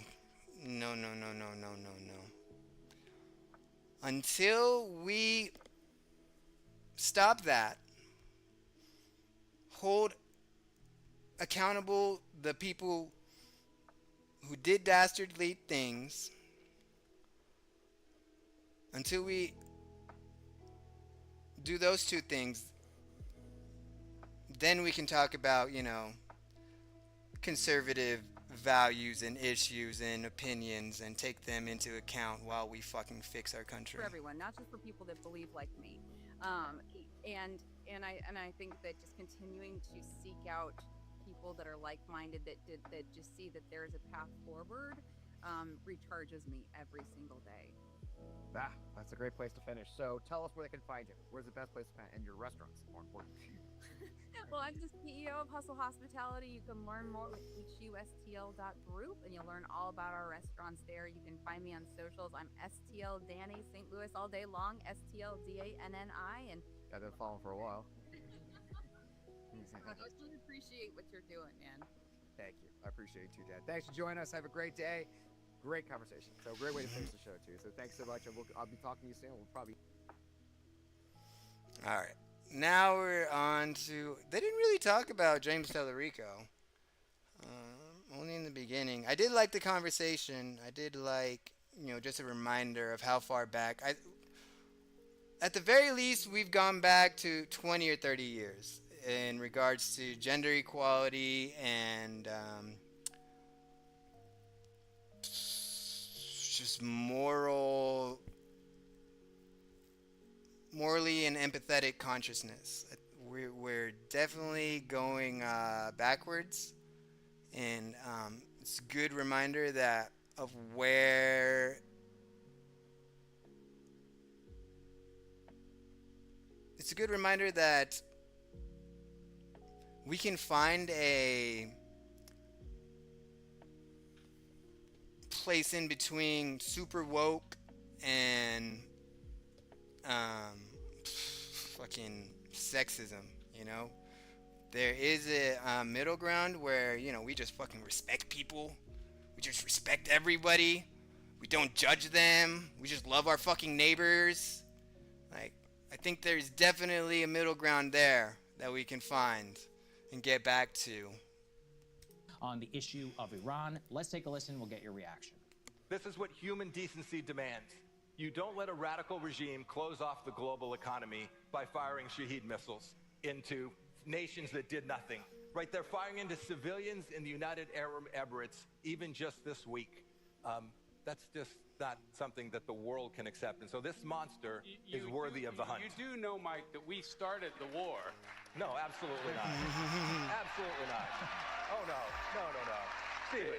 They weren't firing those missiles until Israel and the United States attacked Iran. You do understand. Welcome to 1979, when the revolutionary regime began to kill Europeans. You do know that we It's 2026.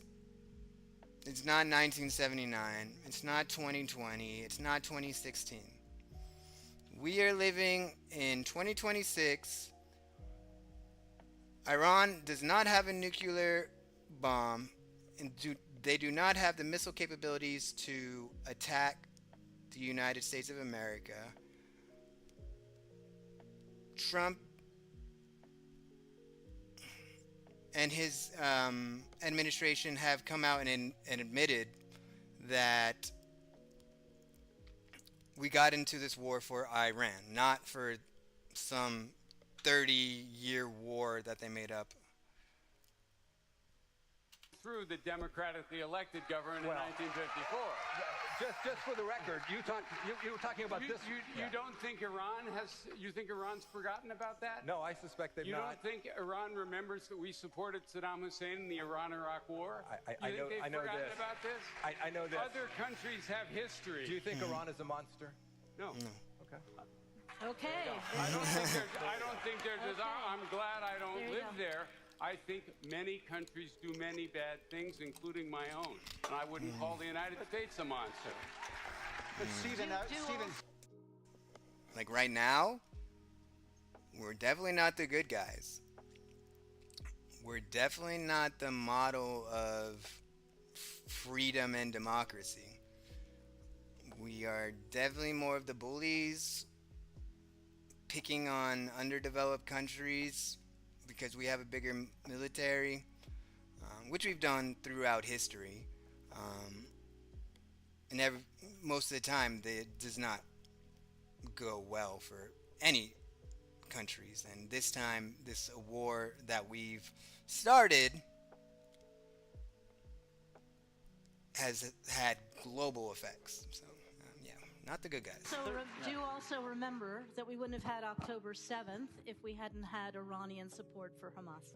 I agree. We wouldn't have had October 7th if we'd gotten peace in the Middle East, and that's a much longer story. It is, and every single U.S. president has tried and will continue to. Not very hard. But it is very important to emphasize there's no evidence that Iran even knew about October 7th, much less Oh my caused it. goodness! Oh my goodness! I'm sure it is lovely to live where you live and believe There's that. no evidence Oh in the my public goodness. record of that. Oh my goodness! Wow, the smirk, sir, from Victoria Newland, whenever you bring up the genuine fact that there is literally no evidence of all of that. What's your broad takeaway here? We haven't gotten to talk to you since that debate aired. I think in terms of facts and logic that we beat them at almost every turn. And I think that's reflected in their response to my point that there was no evidence that Iran was involved in the events of October 7th. I mean, they didn't say, here are the facts that show you're wrong, or here is the report that you should read that explains why you're wrong. They just laughed at me and made fun of me. And I've never heard that claim before. I've never heard that Iran was directly involved with October 7th. Possibly that they funded. I don't think they funded Hamas, though. So, yeah, I mean, that's what kind of they do is grab onto a Reddit fact and take that to the fucking bank. That's kind of where we're at with this. They're just not genuine. They don't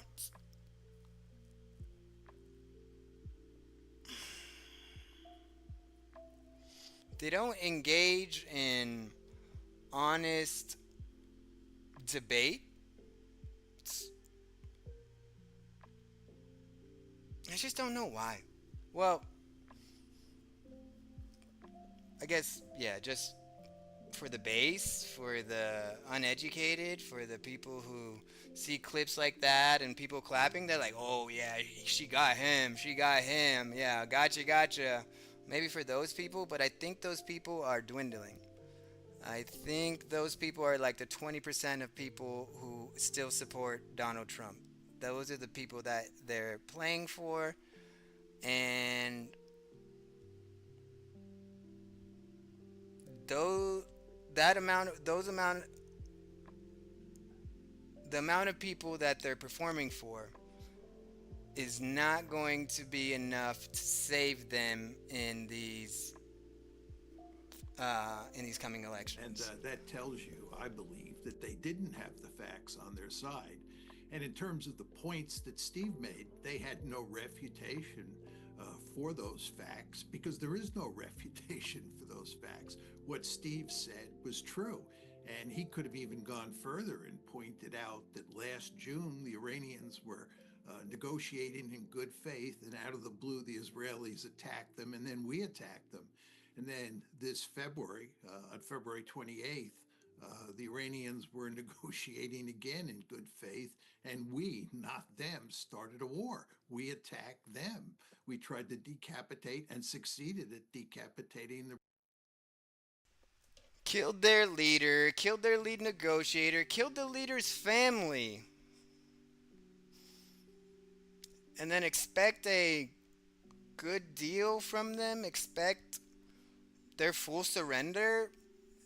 Expect them to open up the Strait of Hormuz? Because we might kill their next leader, which they're doing a good job of hiding from us? Yeah, no. The regime.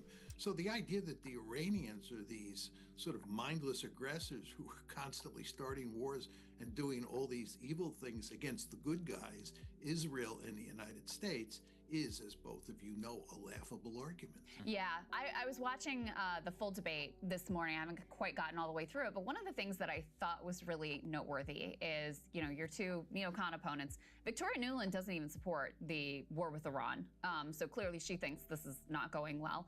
And Pompeo does support it, but he believes that we're right now in a very poor position. Of course, his answer is we just need to do more war, and then that will work it all out. But to me, that was very telling that neither of them could really defend the current status quo and the level of disaster that the Iran war has created for the United States. Yeah, I would also point out to you that Victoria Nuland made it clear that she disagreed with Pompeo when he, as Secretary of State, helped President Trump pull us out of the JCPOA. She said that we should have stayed in the JCPOA. She said it had flaws, but those flaws could have been fixed, and we should have used it as a foundation to build a better agreement. And that is actually a fundamental disagreement between the two of them. So I think it was quite clear that although they both agree on a lot of issues, they disagree on a number of important issues. With regard to the subject of Iran, there's no question that it's a disaster. We have no sort of theory of victory at this point. There's no strategy that anybody can point to that will allow us to pull our chestnuts out of the fire. And although Pompeo was a huge supporter of the Iran war, he wrote this op-ed for Fox News on February 28th that talks in very glowing terms about how the war is going to evolve and what a wonderful move it is by President Trump to start this war. Nevertheless, given how it's gone south, he has no way of fixing the problem. He has no solution. Yeah, that was just the real. All they had was, well, that's why we have to do more. That's what it ultimately came down to. It was really ironic, I think, actually, to see them put in that position where ultimately neither could defend how disastrous the current status quo is. Obviously, Israel was something that was also hovering over the entire discussion, its own influence on the United States. Well, here we have a very recent comment from Ben Gvir of Israel. Can we put C2 up here just to get your reaction, sir? Here, Ben Gvir says Israel will not allow Trump to make a deal with Iran. And this here you have a member of the literally Israeli government, of the security cabinet, saying that they will not allow the United States to pursue this deal with Iran in the midst of all of these negotiations and firing and continued alleged ceasefires. And their comments and the stories coming out that Bibi called Trump saying he was upset with the deal, and then because last week they said they had a deal, Trump said they were going to have terms in like the next 24 hours or something like that. Then Bibi chastised Trump over the phone, and all of a sudden Trump backtracked and said, oh, you know what?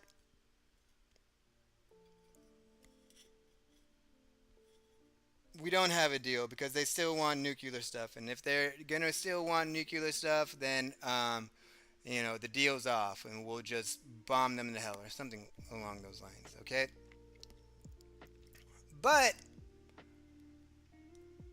in my head, I was like, okay, the negotiators in the room, they're close to a deal. They have the framework.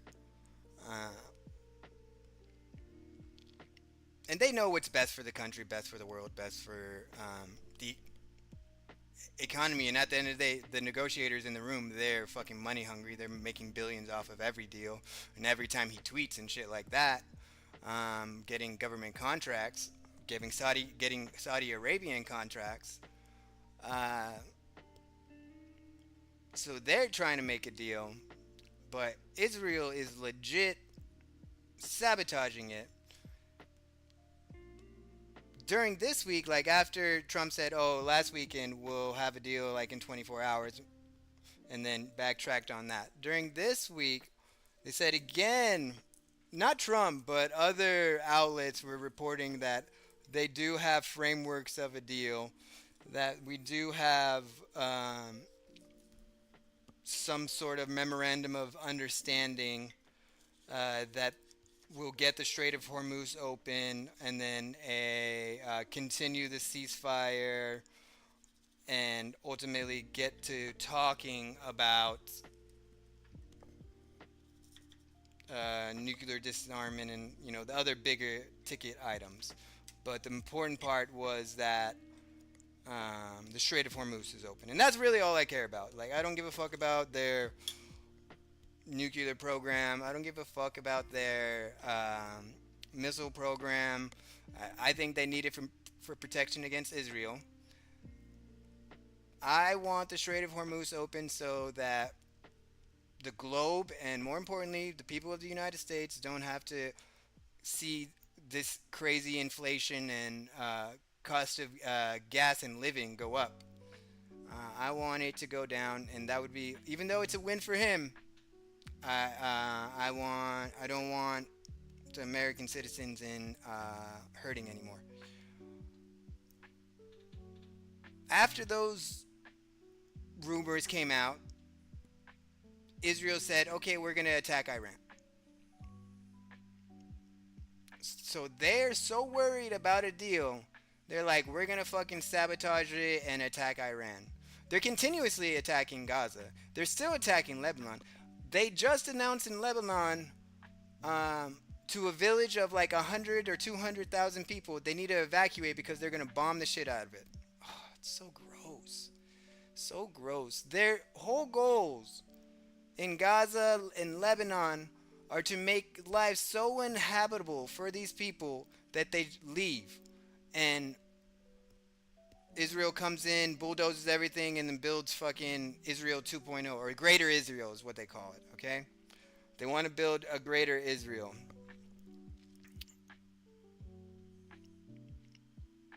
At that point, at this point, like, Israel's not our ally. At this point, Israel is a hindrance to peace. Israel doesn't want peace. Ben-Gvir doesn't want peace. He wants Greater Israel. He wants to hurt Muslims. He wants more murdered kids. It's fucking insane. How do we ally ourselves with that? How do we continue to support them financially and militarily when they are the epicenter of war, hate, and depravity, bro? Like, fuck them, bro. Fuck them. What do you make of that comment? Well, it's very important to understand that the deal that will be cut, assuming we get a deal, will be a disastrous deal for Israel. Israel started this war with a number of goals. None of them have been achieved. And furthermore, Iran is going to end up controlling the Strait of Hormuz. And furthermore, it looks like, if the deal is cut, that Iran's economic future looks much brighter than its economic past. This is disastrous for Israel. And Israel wants to do everything it can to undermine the deal. This is why the Israelis are bombing away in Lebanon. Mm-hmm. This is the principal way they have of undermining any deal. And what Ben-Gvir is basically saying is, we don't like the deal at all. It's disastrous from our point of view, and we will make sure there is no deal. And I think he's in effect saying that, we control the United States and we'll make it impossible for Trump to strike a deal. Do you think that they will succeed in that? Not only do you have, escalated bombing in Lebanon, we can actually put this New York Times tear sheet up on the screen that the Lebanese are resigned to a long war. Even if the U.S. and Iran do make a deal, this is something that the Iranians have said from the beginning is unacceptable to them, that they want the war to end on all fronts. You also have Trump. If Trump were this macho man who doesn't take shit from nobody, if he really were this alpha guy, this alpha leader of the free world,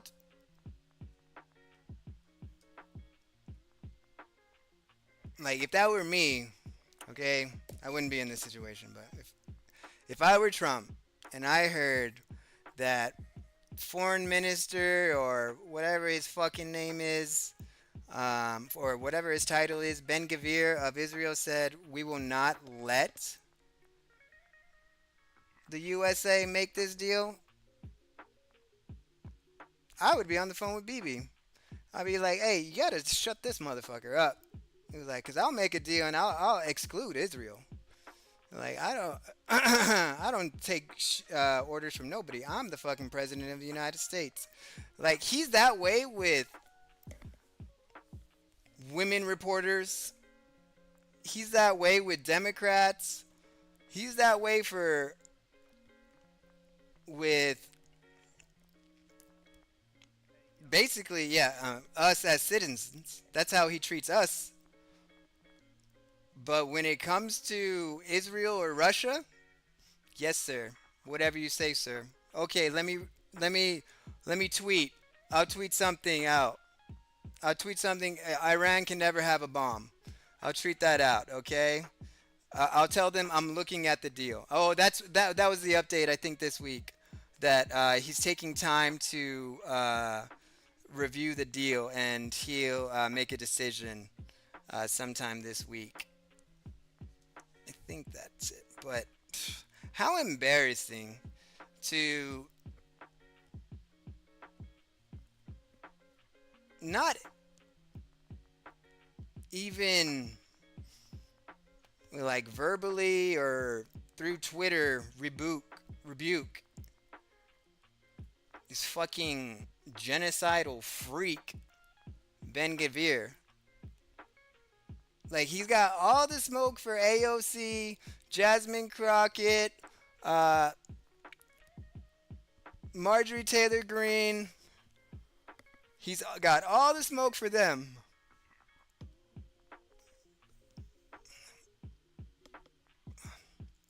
But none for an Israeli government official telling him he's not going to allow him to make a deal.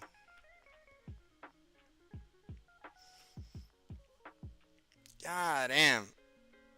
Some wild statements threatening to blow up the Omanis if they, do anything to have control or share control of the Strait of Hormuz.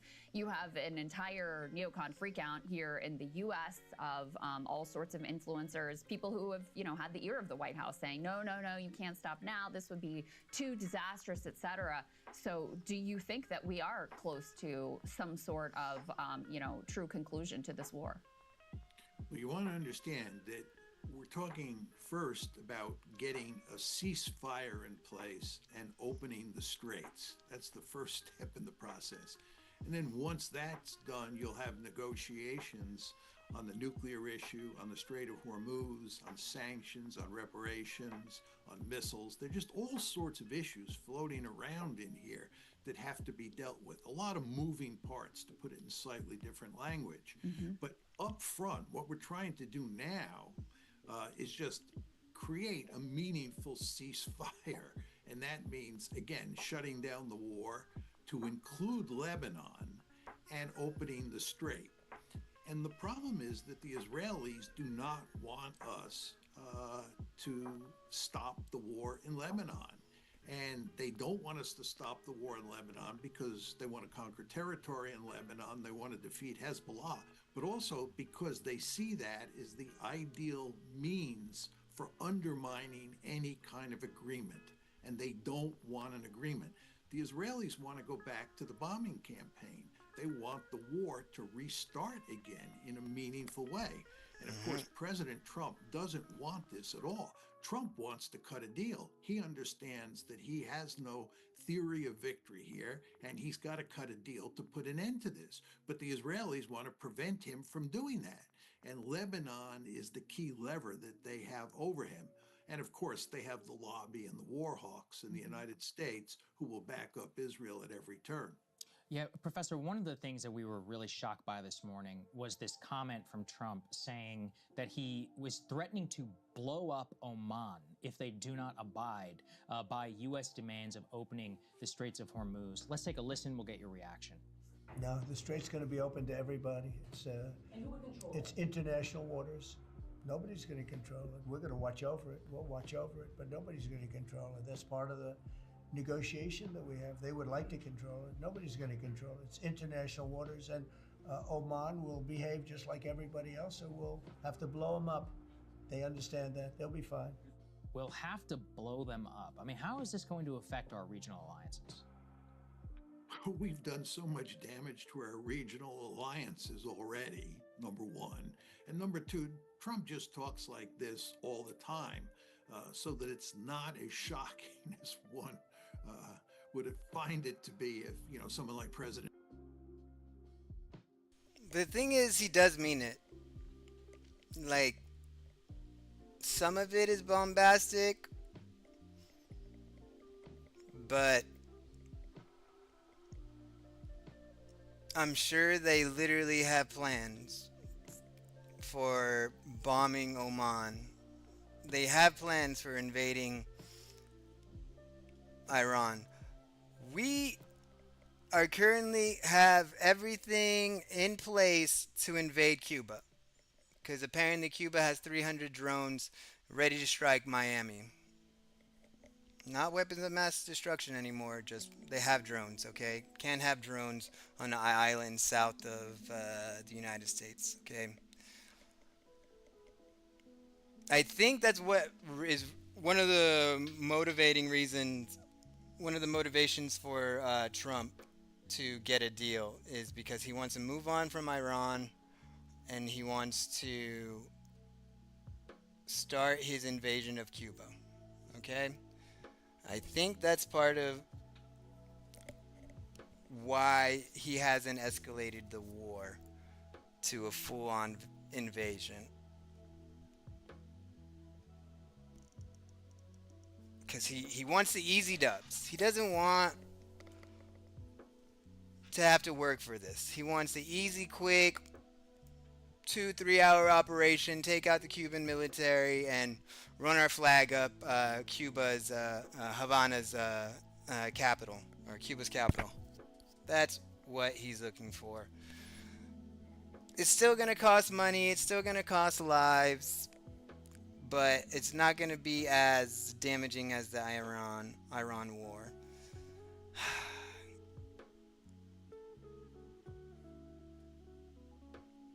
We would probably have a deal already if it wasn't for Israel. We'd probably have a deal if it wasn't for Israel. Again, I don't really care about the terms. I think that the people who are instigating or aggravating or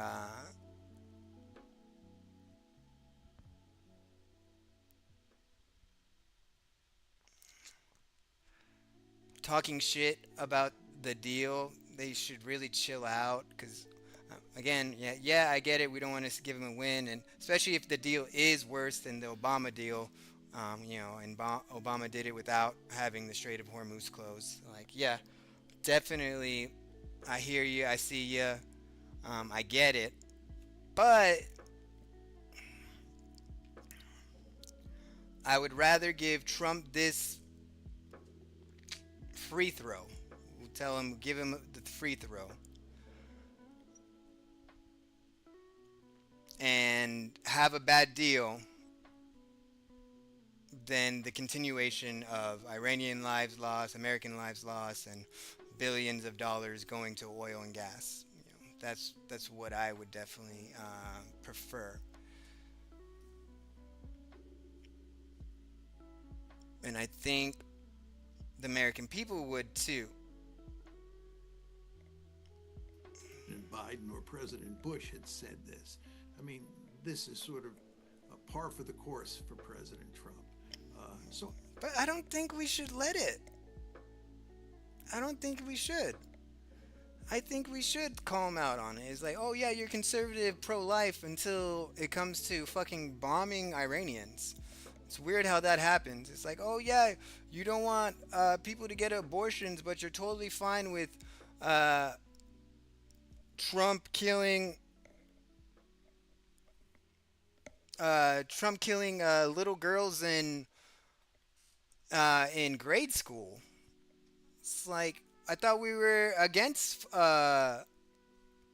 full-term abortions. I thought that was something we could all say that's bad and it shouldn't happen. What happened? It's like now we're like, oh yeah, it's 3,000 months later. It's okay if Trump does it. 3,000 months after birth, it's okay if Trump does it. That's crazy, bro. That is crazy.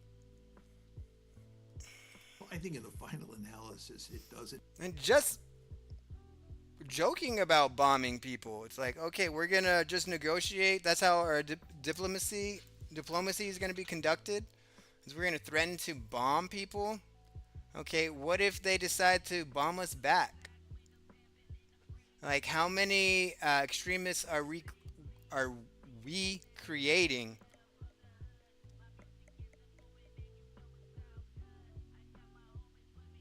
Every time we bomb a different country and kill like somebody's mother, father, daughter, sister, brother, son. Like, how many radicals are we potentially giving fuel to come after us one day? Doesn't matter. The Omanis probably just rolled their eyes, just like everybody else in the United States and in the Gulf did. The fact is that we're in deep trouble in the Gulf. Before the war, on February 27th, it looked like we had a formidable alliance structure. We had bases all over the region, and our allies, our Gulf allies, all thought that we would provide security for them.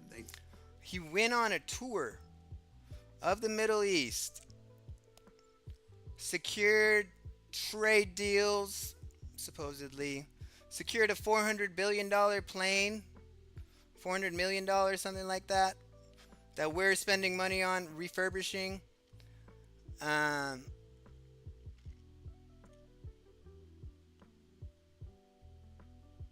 Secured contracts for Boeing to make planes for these countries. Told Qatar that we assigned a defensive alliance with Qatar, saying that if they were attacked, we will come to their aid. Same thing we did with Ukraine. Now look at what's happening.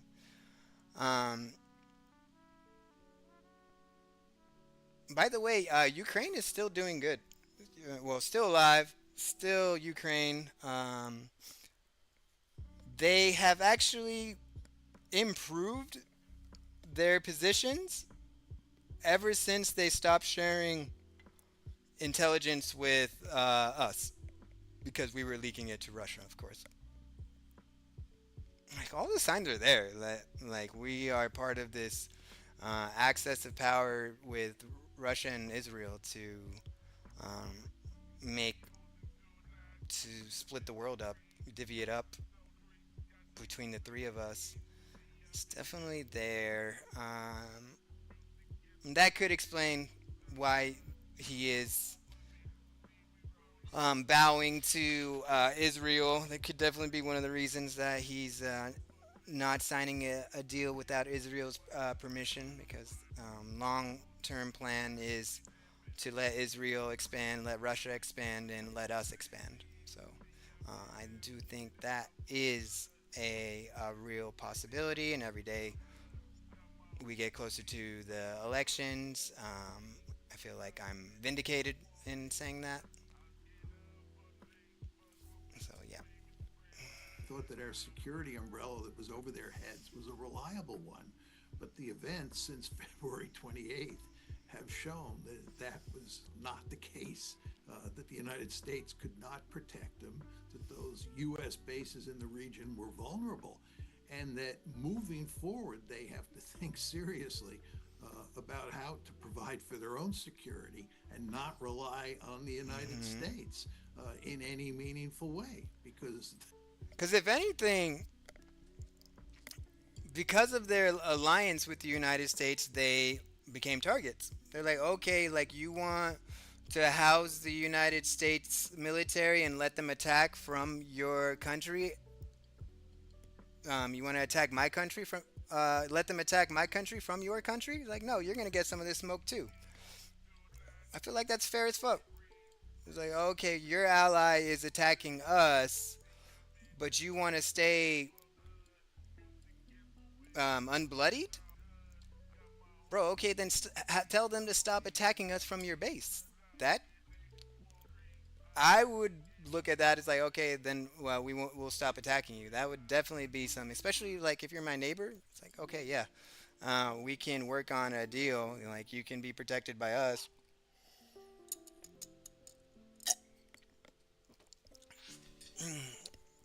But I guess that was part of his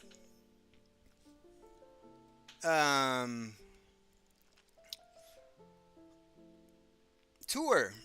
It's like, okay, like I'm gonna make all these peace deals in the Middle East. I'm gonna make all these trade deals. I'm gonna sign defensive contracts with these people, and we're gonna have peace in the Middle East. It's gonna be great. Everybody's gonna be happy and stuff. But then Israel decided, you know what? We're gonna take advantage. We got Trump wrapped around our corner. Or we got to deal with Trump to expand. Let's go ahead and do this. Pop it off. They have now seen what happened when they relied on the United States. They got clobbered. And there is always a threat these days that they'll be eliminated as functioning countries if the war really heats up and the Iranians go after their desalination plants and their energy infrastructure. Hey, if you like that video, hit the... Hope not. Hope not. Especially coming from somebody who's lives in a desert. Like, take out their water is definitely depraved and dastardly. But if we do that to Iran, you know, tit for tat. My hope is after Trump is removed that we can... I mean, that's one of the terrible things about what Trump is doing. Like, of course we want to say, it's like, yeah, but that was Trump. Like, we're different. You know, Democrats want peace in the Middle East. They don't want to support Israel anymore. We don't want to send our men and women to die in a foreign war. We want to decrease our military spending and increase the spending on schools, roads, Medicare for all. That's what we want to do. And so please trust us and stay friendly with us, which might work. It might possibly work. But they could also say, yeah, but what about when you're gone? What about 5 years from now, 4 years from now, whatever? When you leave and a Republican like Trump comes back to power and starts this whole cycle again. Like, how can we trust that your next leader won't do exactly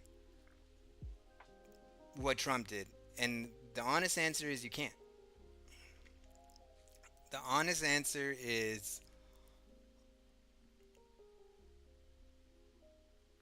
if a Republican of this party, a Republican of MAGA cult, a Republican of Israel first, those type of Republicans, if they still hold any position of prominence in the Republican Party, like after these elections and after, you know, we get Trump out of here, then you really can't. You really can't trust the United States to uphold their treaties, uphold their word. You can't make a deal with them without having that caveat, that clause in the treaty, realizing that the next Republican Israel first president could come in and rip all those agreements up and just start bombing. So I think one of the things we need to look at when Democrats do take power is the War Powers Act. I think we got to rein in how much leeway the president has on instigating these attacks, using the military for military operations, strikes, missile strikes, drone strikes on foreign countries. I think that would be a step towards building some trust back with the world, the Middle East, and just everybody. And then also, like I said, I think Republicans have abused our military, and because of that abuse, because it's been used to kill school children, to kidnap leaders from South America. It's being used right now to put a stranglehold on Cuba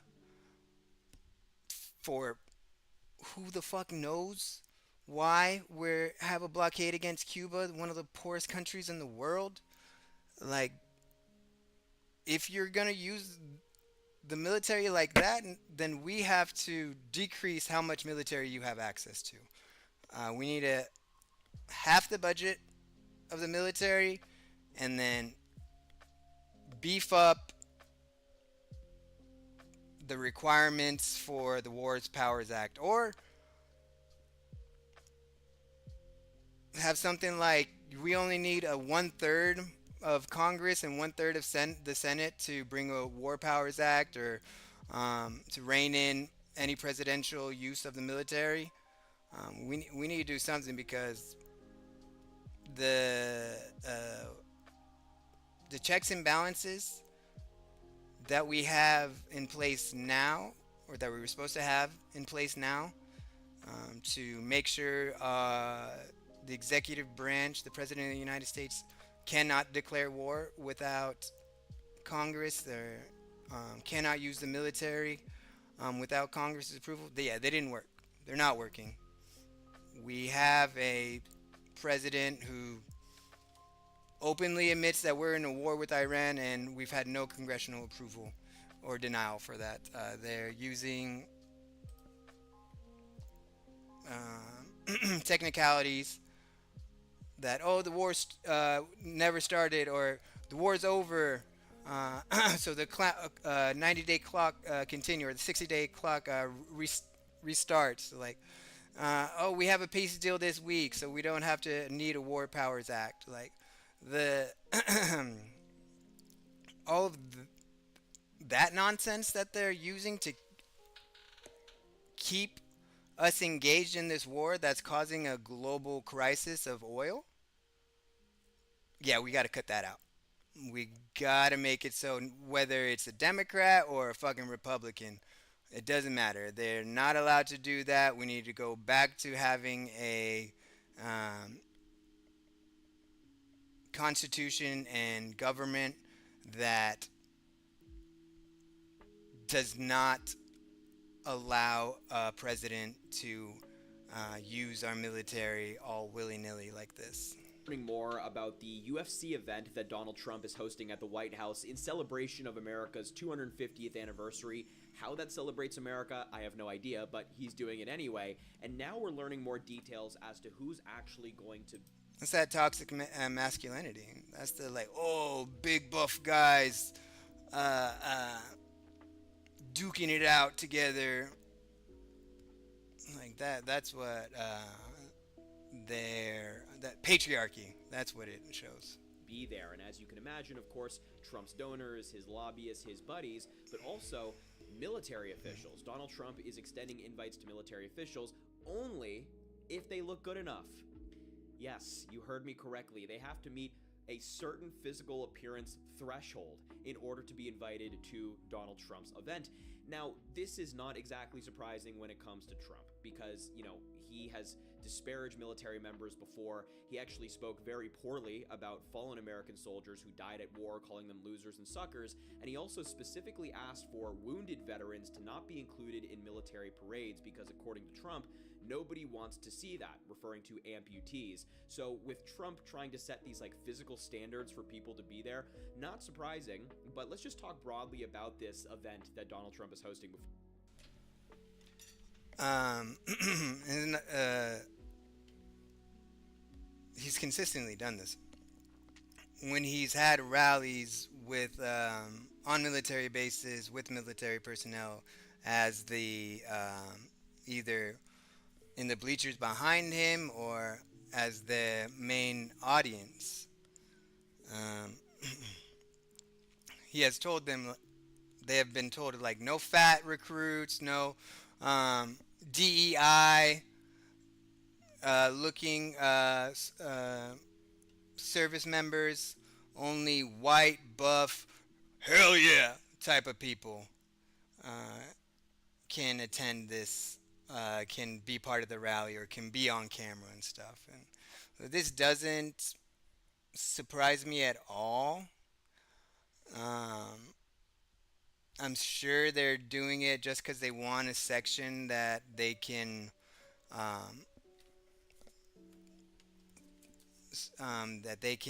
put on the video screen or take a nice screenshot of a bunch of military people supporting Donald Trump and this whole it's just so fucking redneck. It's so ghetto. It's so tacky. They've started building the ring or the octagon and the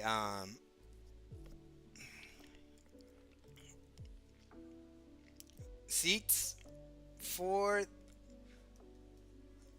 UFC 250 on the White House lawn,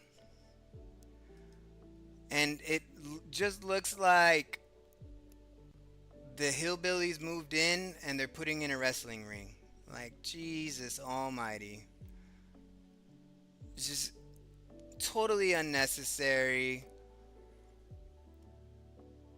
Looks like an eyesore and is only attracting a certain demographic of people.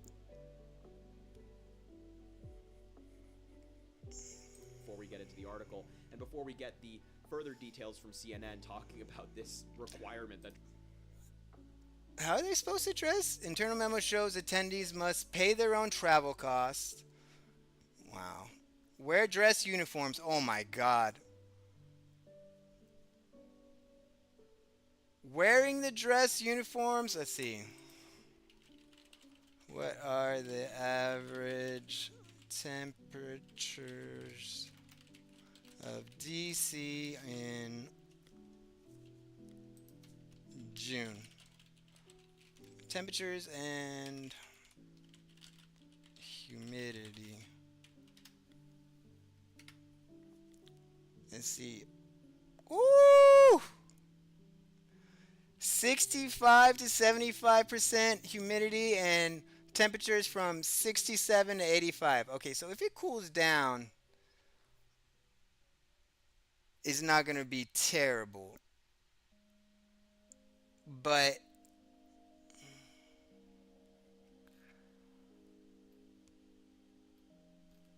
if it stays 75 to 80 and 65% humidity, oh my god. Dress uniforms? There's this new commercial on Amazon where it's like they're on a a ship, and they're like, you have to represent the king properly. Always wear your uniform, and they're like, yo, what are you talking about? It's made of wool. We're on we're on a ship. The humidity's crazy. Uh, there's water everywhere. Why can't I wear sandals and maybe shorts? Like, yeah, like, why would you? Again, I know why they want them in dress uniform, because they want to put the camera on them and make it look like, oh, look at all these people who support Trump in the military. And that's kind of, this plays into what I'm saying about them taking over after November, is they're not performing for the 80 to 90% of us anymore. They're only performing for the 20 to 30% that will go to pay their own way to go to a UFC 250 match in their dress uniforms and sweat their balls off. Okay, they're playing towards the people who will show up in DC and try to overthrow the government.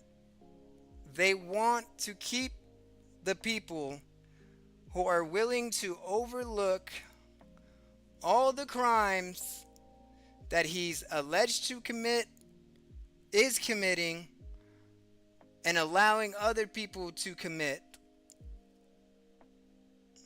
because they are ride or die. He wants to keep those people close, because in November he's going to call on these people. He's going to call on these service members. He's going to call on the, what are they called? What is the newly established rapid response National Guard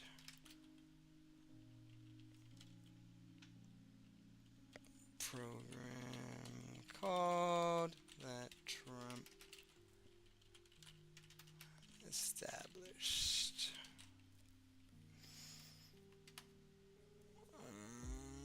Quick Reaction Force. He's going to call on the Quick Reaction Force to seize the elections, to seize the blue cities, and to use them to never give up power. Like, that's where we are. That's the plan. That's who he's counting on. That's who he's performing for. That's who he's going to call upon to turn into a full dictator. The article. And before we get the further details from CNN talking about this requirement that Trump has set. So we know that Donald Trump is building this UFC cage at the White House. You can see, look at the ballroom construction over there as well, where the East Wing used to be. The East Wing was so gorgeous. I think you could even make an argument that it was the most beautiful part of the White House, but I digress. Donald Trump is building this UFC stage outside of the White House. It looks like crap, if I'm being completely honest. It looks terrible. I cannot believe that they're doing this to the beautiful, gorgeous White House build. They could have done it on the National Mall. Okay, let's pull that up. They did not have to do it right in front of the White House. That's so gross.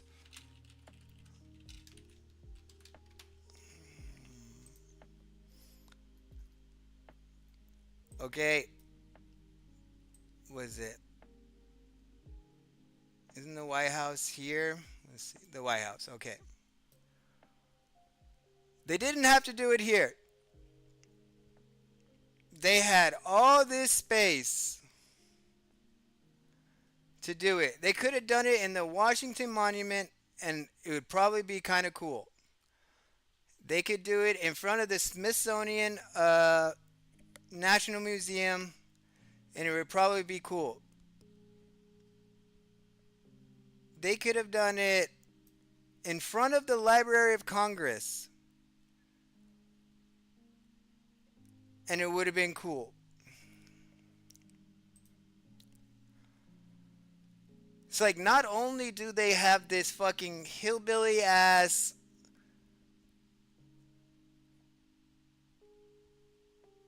construction going on in front of our White House, the seat of power of our government, but next to it, they have this pit where the East Wing used to be.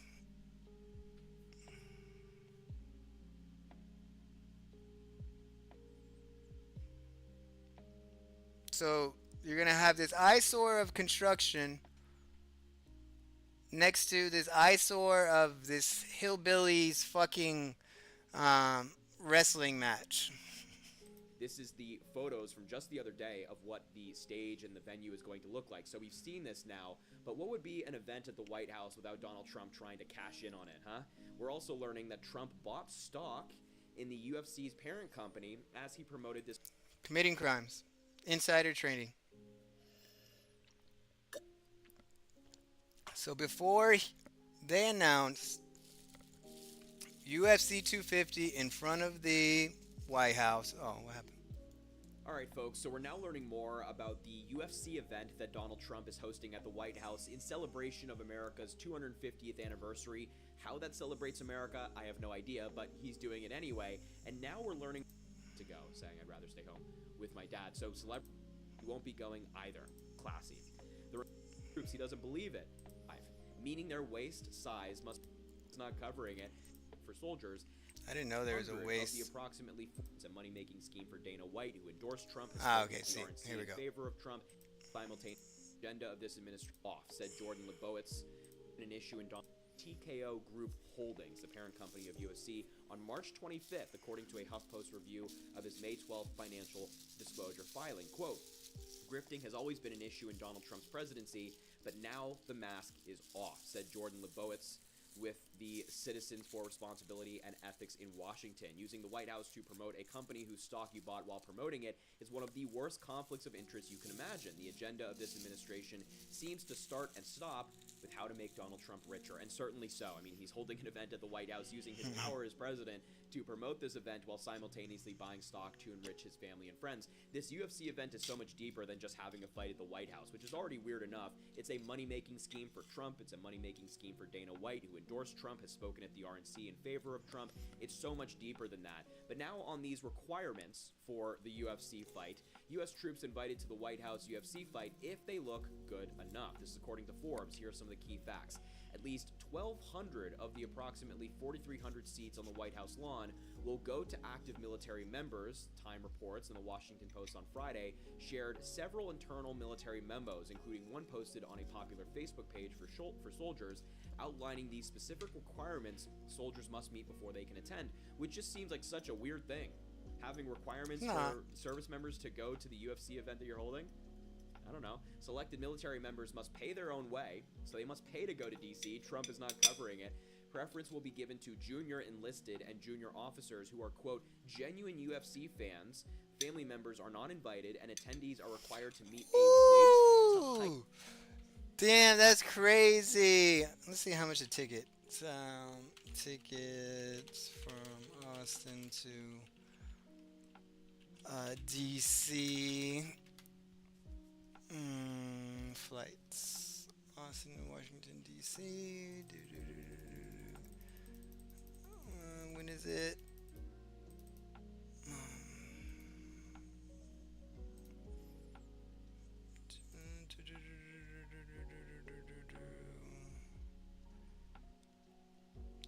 Let's see. When is UFC 250? June 14th, Sunday. That's an odd night. Damn. June 14th, Sunday. So fly in, and then would fly out the next day. Oh, $350. That's not bad. It's cheaper than my fucking ticket to Phoenix, Arizona. That's crazy, bro. Height ratio of 0.55, meaning their waist size must be 55% or less than their total height. So now we have weight requirements to just be in the audience. How weird, how gross is this? So much for honoring our troops, right? Gross. I mean, you know, Donald Trump always says, "Oh, we must honor our troops." He doesn't believe it, and he's doing stuff like Only this. the ones he talks likes. about our troops. He sends them to war. He won't even let them attend the UFC event at the White House that he's hosting if they are a certain size. This is what I was talking about. They don't want the American dream for everyone. Only the people that they approve can have access to the American dream. Only the people that meet their standards can come and hang out with the president or be seen in the president's area.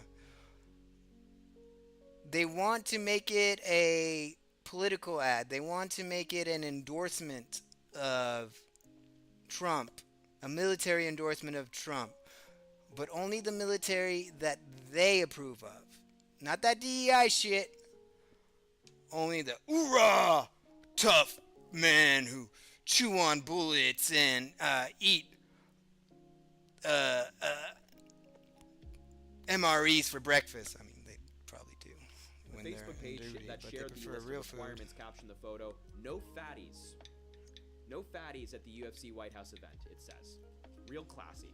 The remaining 3,100 seats on the White House lawn for UFC Freedom 250 have been divided up between the White House, TKO, and the UFC, and CEO and founder Dana White has invited a handful of celebrities to sit ringside. Representatives for actors Adam Sandler and Mario Lopez confirmed to Forbes that they will not attend the event next month, despite White saying they were invited alongside Tom Brady, Jason Statham, Jared Leto, Dwayne "The Rock" Johnson, and Guy Ritchie. A publicist for Lopez told Forbes he won't be able to attend due to conflict with his filming schedule for Christmas at Starlight, and Sandler's publicist said he won't be going either. We have reached out to the others to see if they will attend. Aiden Ross apparently will be going, or he said, "I would rather just stay at home with my dad," but he said he was invited but decided not to go, saying, "I'd rather stay home with my dad." So celebrities were invited, but you know, the service members, if you're a certain weight, you can't go. This is CNN reporting on the details of these requirements. Just take a look. And on this very issue of optics, Brian Todd is live in Washington near that massive UFC cage, which is on the White House front lawn.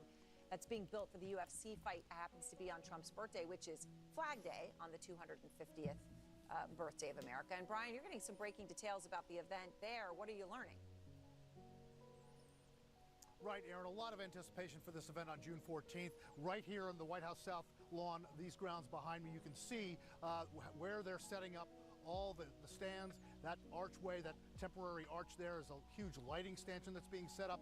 A lot of anticipation for this event. We're getting new reporting now from our colleagues Zachary Cohen and Josh Campbell that senior Pentagon leaders are making lists of service members who they're going to offer free tickets to this event next month. But according to our sources, the tickets will only be given to service members who meet these new military body composition. I wonder how they're going to check, or like who's responsible for checking if these service members like meet the requirements. Also, I think we'll just do one more video after this. Probably not the whole video because it's almost been 3 hours. What was I gonna say? Oh, yeah. They're just like, yeah, who's gonna check that for them? That's according to sources familiar with the process and military memos that our colleagues Zachary Cohen and Josh Campbell have reviewed. One memo it says that recipients are required to meet new DOW, meaning Department of War standards for waist to height ratio, which is, they say, it should be less than 0.55. Now, broken down, what that means is that for a male service member who's 5 foot 9 inches, the maximum waist size for that person, if they're going to be admitted to this event, would be 37 inches. For a female service member who's 5 foot 4, her maximum waist size should be 35 inches or less if they're going to be admitted to this event. The Cleveland Clinic lists an... That's so ghetto. That's so ghetto, but so on par with them. They're totally mask off. They're totally mask off. They're not afraid to be racist bigots and fucking misogynists. Like, ugh, it's so gross. But I remember what I was gonna say. Dana White has is worried about the bugs. Speaking of bugs, I got a bug in my fucking drink.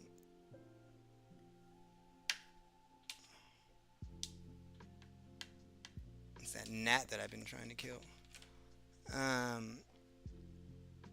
Has been worried about the bugs at night, especially with all the lights and humidity, and in June in Washington D.C. Like there's gonna be a lot of bugs, and I'm like, and my grandfather was talking to me about it. I was like, watch them spray something on the lawn to get rid of all the bugs, and it make people sick. Like, watch them spray some sort of pesticide that Trump took off the banned list, and there's I think they said like 40 chemicals that he's taken off the EPA's banned list. They're banned in other countries, but he's made it legal for them to use here in the USA. Watch them use something that they shouldn't, and all them people, all those supporters, all those service members get sick. That would be sign from God. Average male height in the United States of 5'9", average female height of 5'4". Now, according to one defense official, it says this sends a very clear message to any attendees who want to come to this event, who are interested in attending this event. Quote, no fatties. Another defense official said senior Pentagon leaders are signaling their preference for military members who will look good on camera. And that person said, again, basically no fat soldiers would be admitted to this event, Aaron. That's controversial, but also, even though they're encouraging the military to recruit junior enlisted people and junior officers to come, and encouraging them to recruit people from outside the nation's capital, they are making military members who want to come to this event and get the free tickets, they're making them pay their own way to Washington, D.C. for that. And as we know, prices for travel, airline, train, whatever, they tend to spike this time of the year. So that could be controversial as well. Aaron? Just so disrespectful. I can't even believe like what I'm hearing, that this is the way the Trump admin is conducting themselves.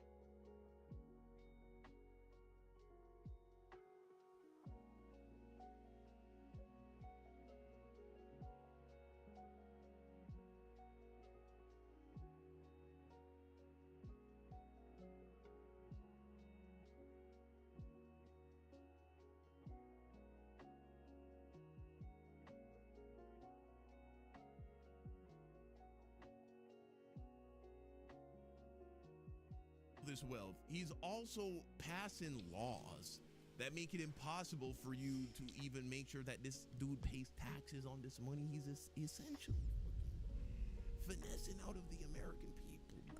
Look at that. Wow. Meanwhile, you gotta pay your taxes. You who make less than $100,000 a year, you gotta pay your fucking taxes, dude.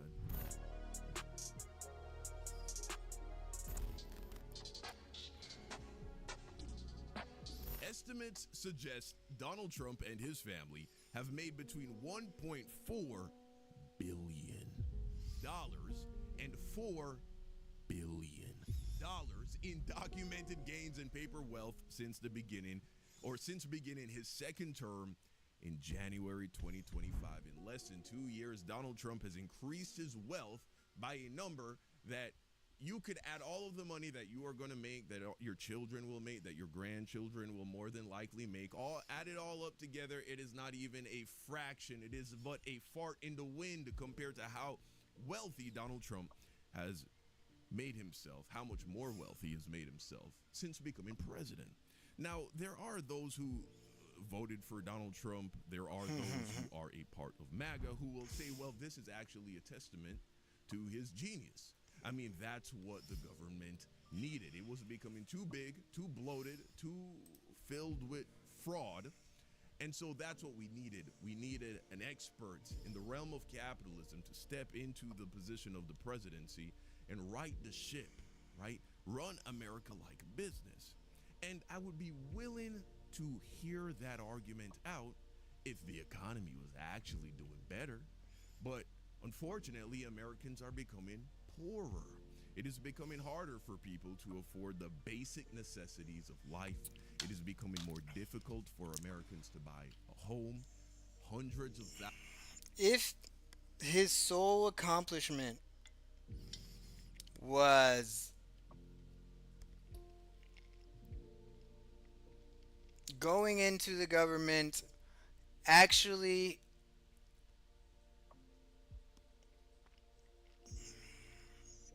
doing a review of every program and subsidy and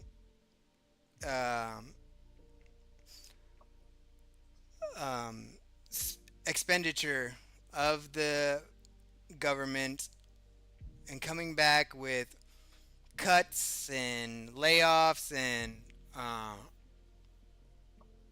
a reduction in our deficit, if he would have balanced the budget, if he would have ended the United States requiring to borrow money to keep the lights on, then he could have said that he is a great president. You could definitely make the argument that he did something great for everyone, because what people don't really talk about is the more in debt the U.S. is, the less the dollar is worth. Okay? The dollar has lost like 20 cents since Trump has been in office. Euros are worth more than the dollar right now. Oh, never mind. Where was I looking at? That isn't that bad. It's down. Oh, I think it's the yen. The yen is worth more than the dollar right now. Okay.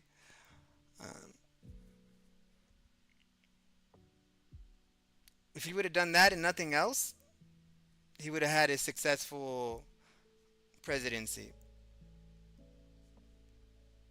The fact is, he's doing the opposite of everything he said he was going to do, and it's objectively making things worse.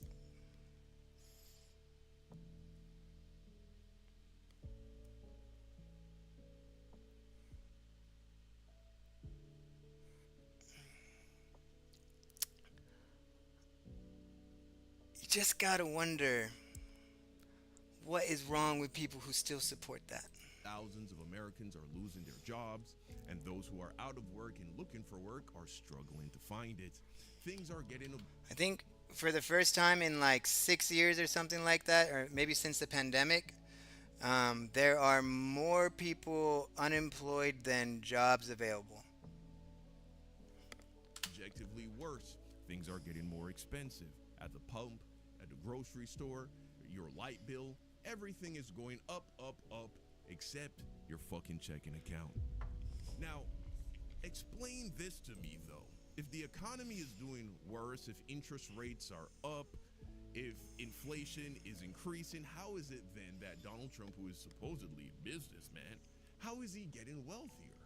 If the economy is just doing worse in general, then shouldn't he? Because he is working for the K economy. His while we suffer, the people in his tax bracket, the people that are closest to him, his family, his wealth, they're all doing great. Like what is that guy? Fred? Fred said in the first video we watched, if you have a restaurant and you cater to the uber wealthy, if your prices are like whatever you want to charge people because they'll come and pay, you're doing well. Like they have disposable income. They want to go out on a Friday night and spend like $2,000 on them and their friends. So those restaurants are doing well. But restaurants like McDonald's and Chili's and Applebee's and your local pubs, your local restaurants, those people are not doing well. Those restaurants, those businesses are not doing good.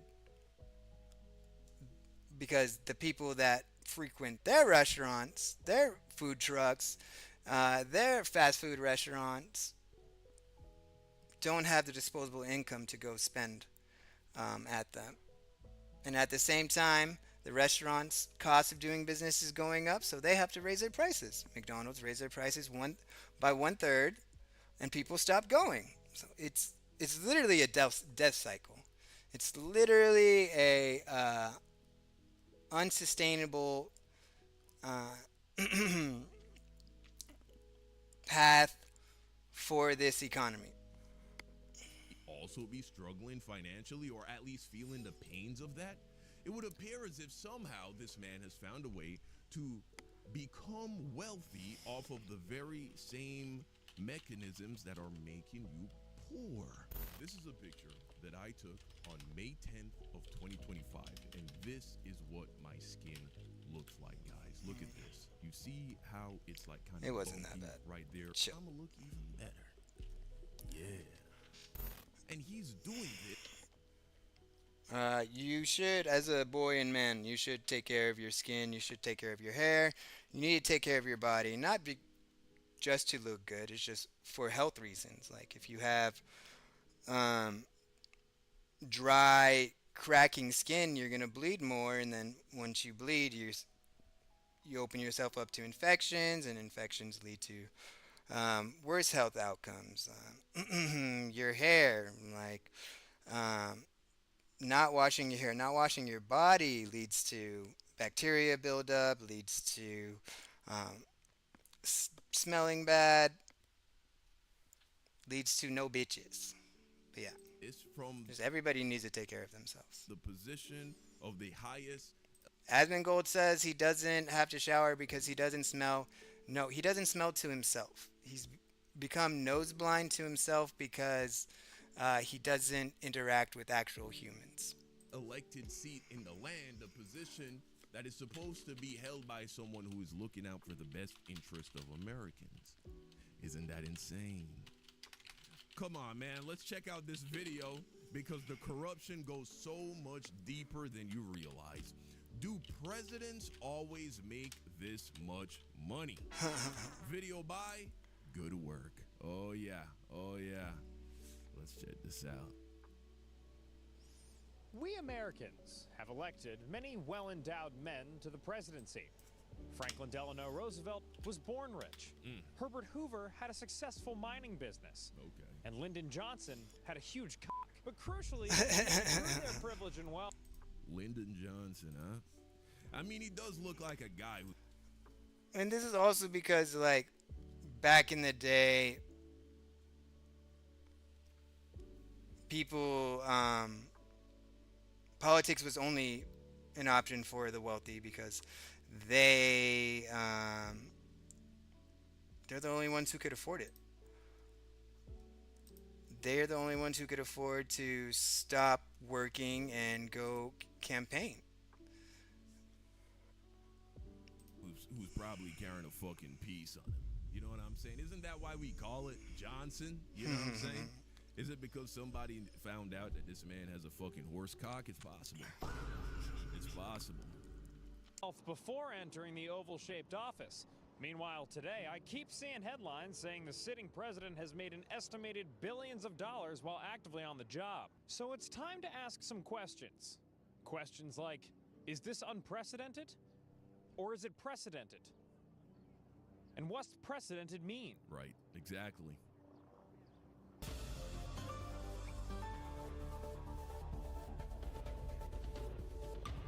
To answer this question, I had to look into before times. Right. Also known as the past. Now, while I was born in the past, I'm certainly no expert in it.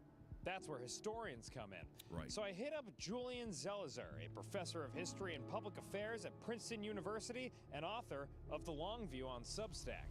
Really, the central question of this video is, do presidents always make this much money? Right. Trying to contextualize it for Right. people. And they don't. This is an area, there's a clear no. Okay, I think we can wrap this video up. Donald Trump is a corrupt. He's a corrupt bastard, is what it sounded like. Well, let's explore further. Well, that sorts it, I guess. But I need 10 more minutes of video in order for my mid-roll sponsorship to kick in. The debt from that infrared sauna I financed with Klarna isn't going to pay off itself.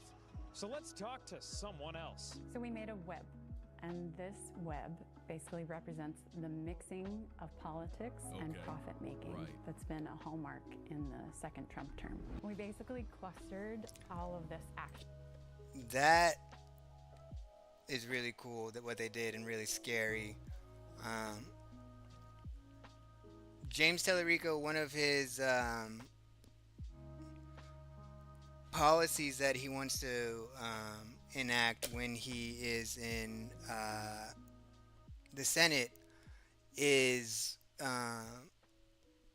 more oversight rules and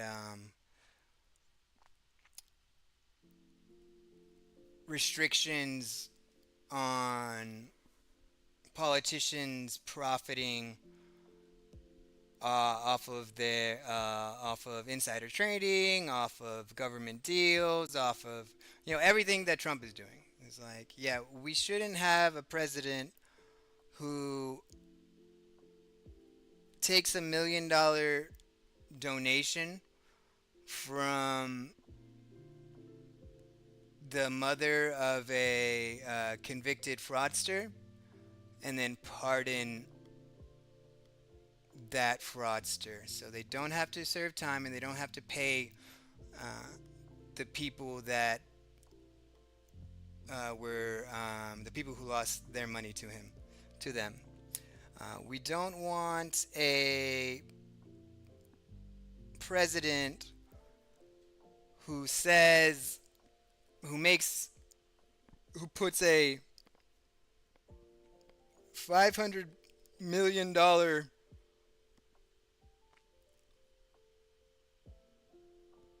bet on the stock market of oil is going to go up, and then go tweet that the Strait of Hormuz is open so they can get that initial increase or decrease or short the okay. We don't want a president who puts a $500 million short on the price of oil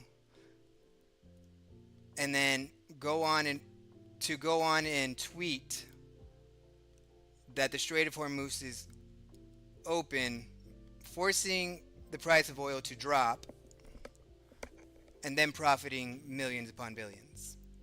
Okay, we don't want Congress people to do it. We don't want. Insider trading is illegal. It's like it is a felony. It's just nobody. We have nobody to enforce those laws right now. So I guess technically it's not insider trading because they're not in cahoots with the oil and gas companies. Probably are. But yeah, we shouldn't allow the people who have control of our government, our policies that can literally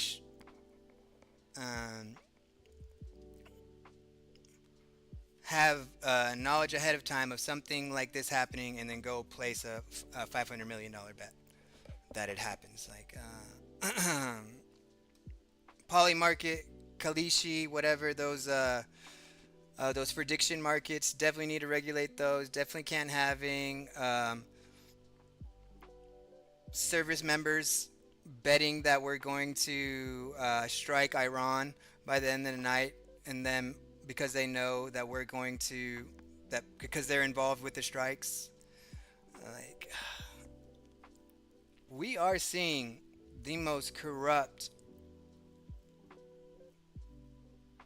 government in the world, like on par with, let's see,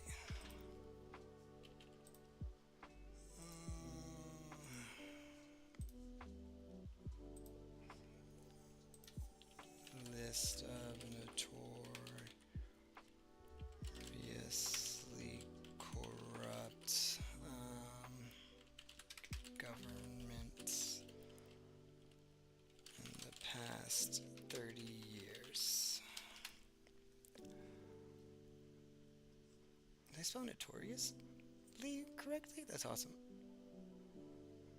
Nigeria,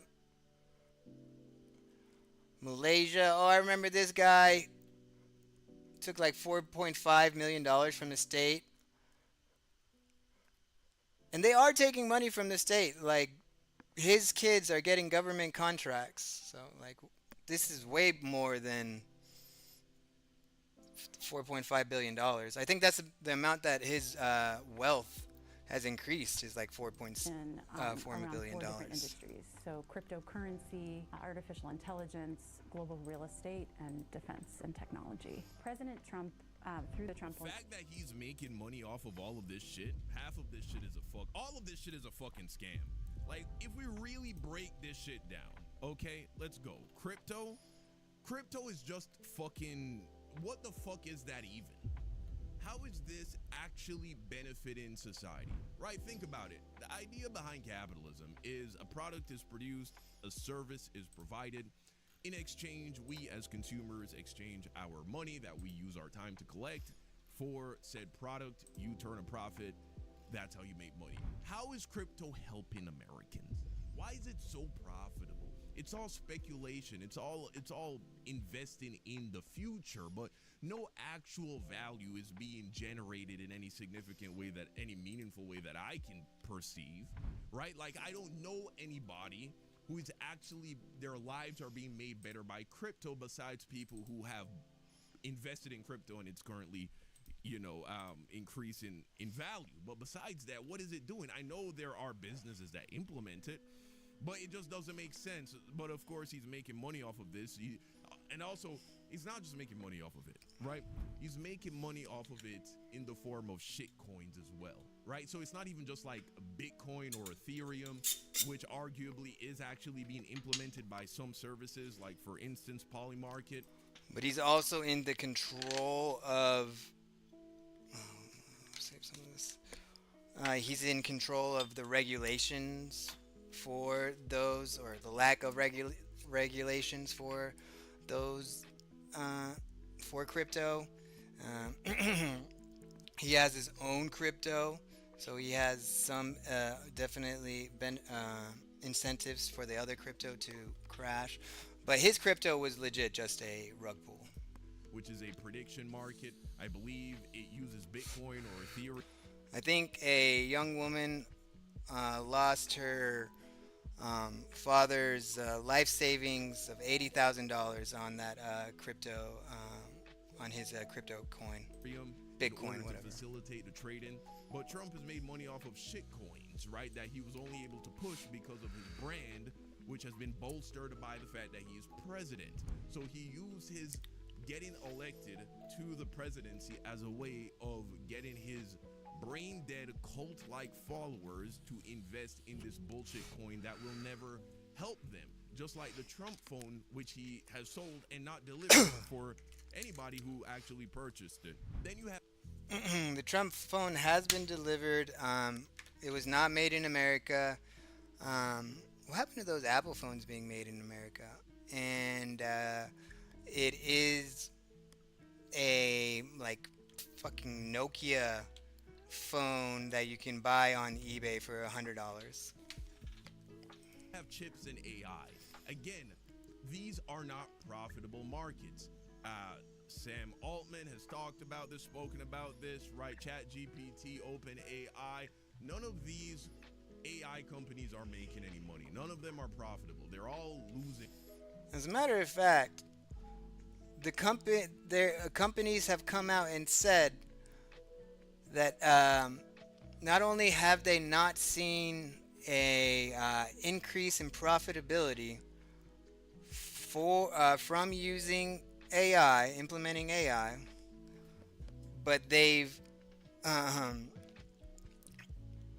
the costs of using AI tokens, or the charges for using AI, have greatly exceeded their expectations, and they are either cutting it off or building their own AI to take its place, which that makes sense more than anything else, because at the end of the day, artificial intelligence is only as intelligent as you make it. And if you feed it wrong data, if you feed it too much data, if you feed it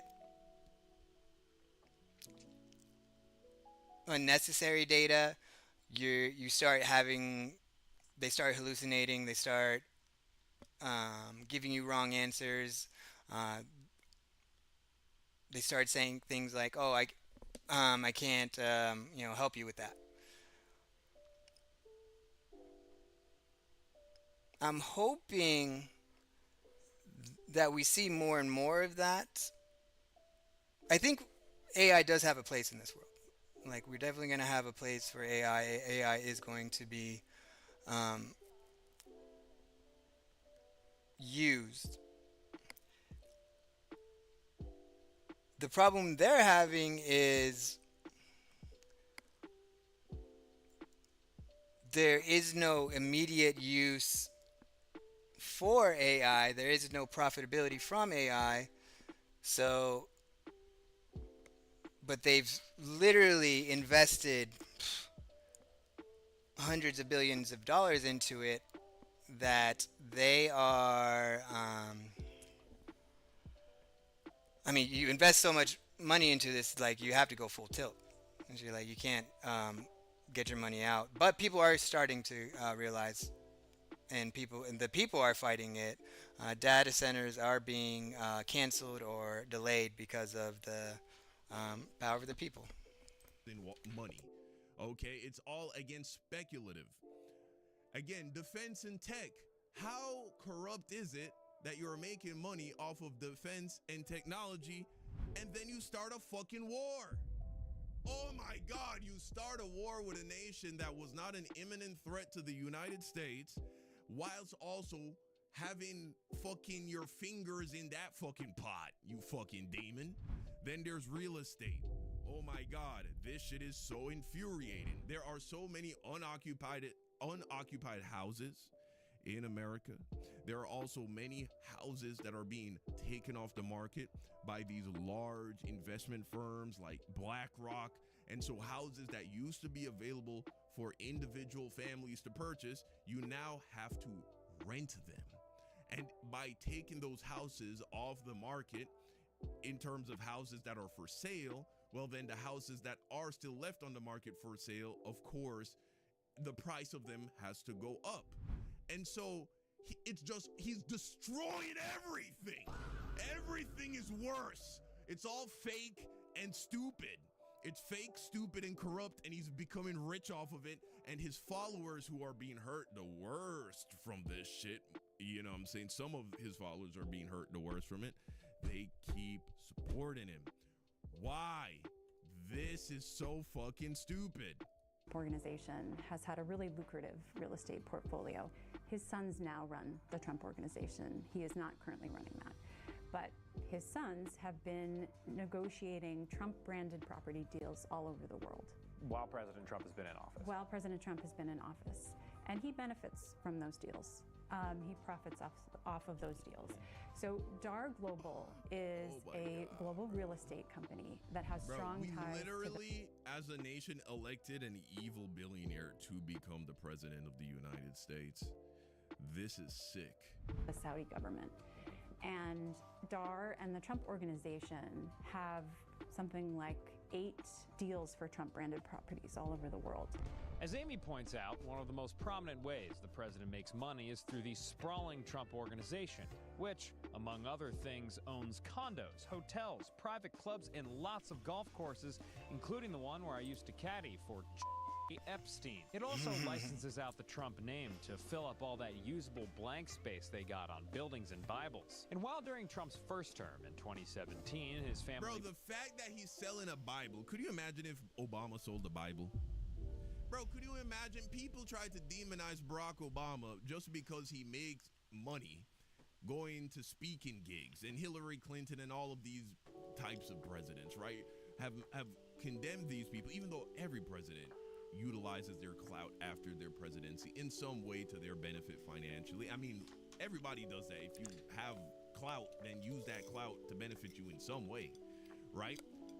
But they demonize him because there was a point where he would be paid, hundreds of thousands of dollars to go and speak somewhere.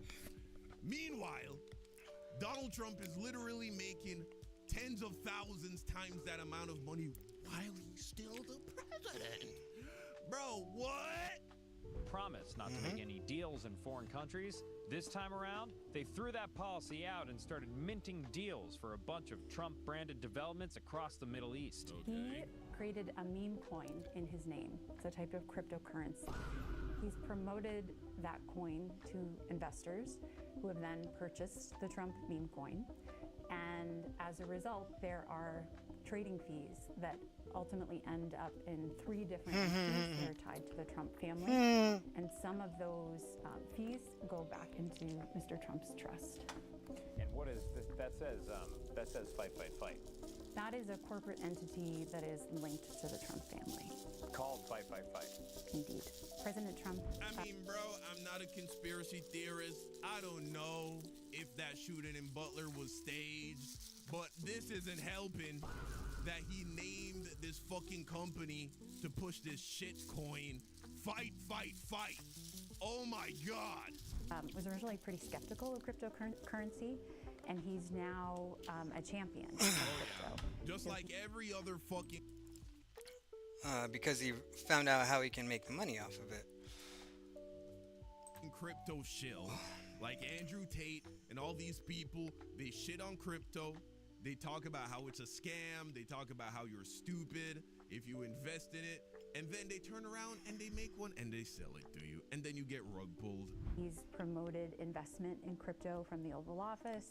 He's rolled back Biden-era restrictions on the industry. But he's also standing to gain from these policies he's making because he's a player in the industry. Trump has reportedly made millions selling these meme coins and giving top buyers a chance to meet him and Mike Tyson for what I assume is a hearty lunch of steak, ketchup, and assorted prescription drugs. The president has also bought over $1 billion of Bitcoin through his media company, and he founded his own crypto company, World Liberty Financial, with the help of his special envoy to the Middle East, Steve Witkoff.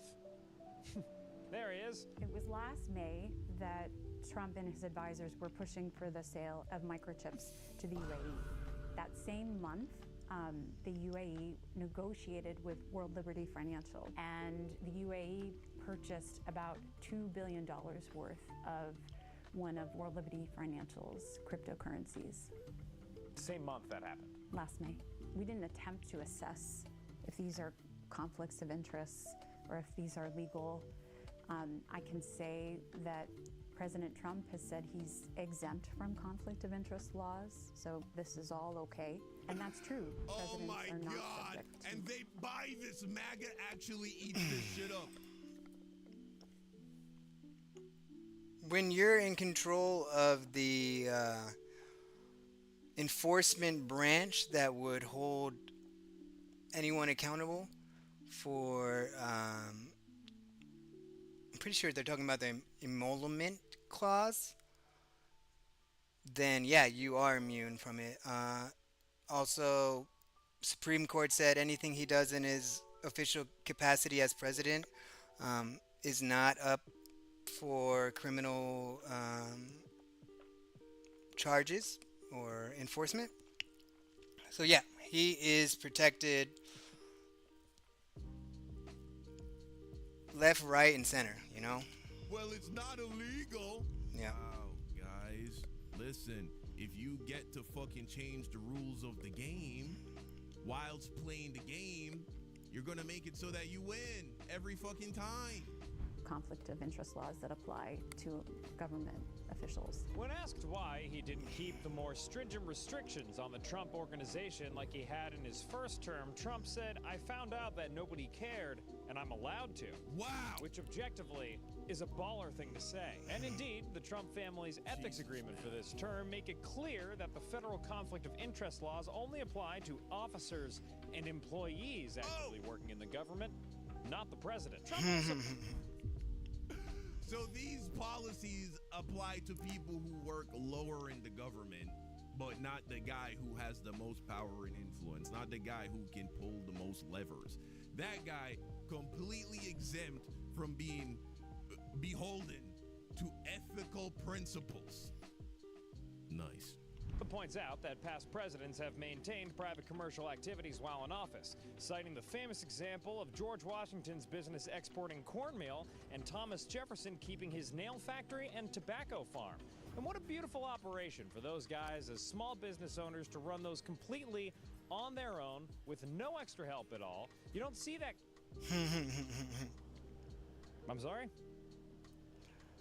Really? Now, it's worth pointing out that Trump's crypto and real estate businesses are far bigger than The whole argument of, well, people in the past did it in some way, so therefore, what's the problem? Right. Jefferson and Washington's operations. Yeah, we could add we could add this to the list of things we should definitely rein in as far as government accountability and checks and balances. War Power Act, reduce the amount of leeway and control the president has of the use of military force around the world. And we already have the emolument clause. They're not supposed to be doing this, but nobody's enforcing it. I guess we need some sort of, they got rid of the people who would be enforcing it, the inspector generals.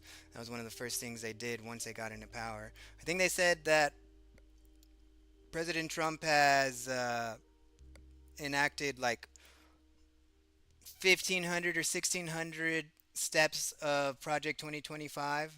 There's only like 800 more steps left. Like, legit.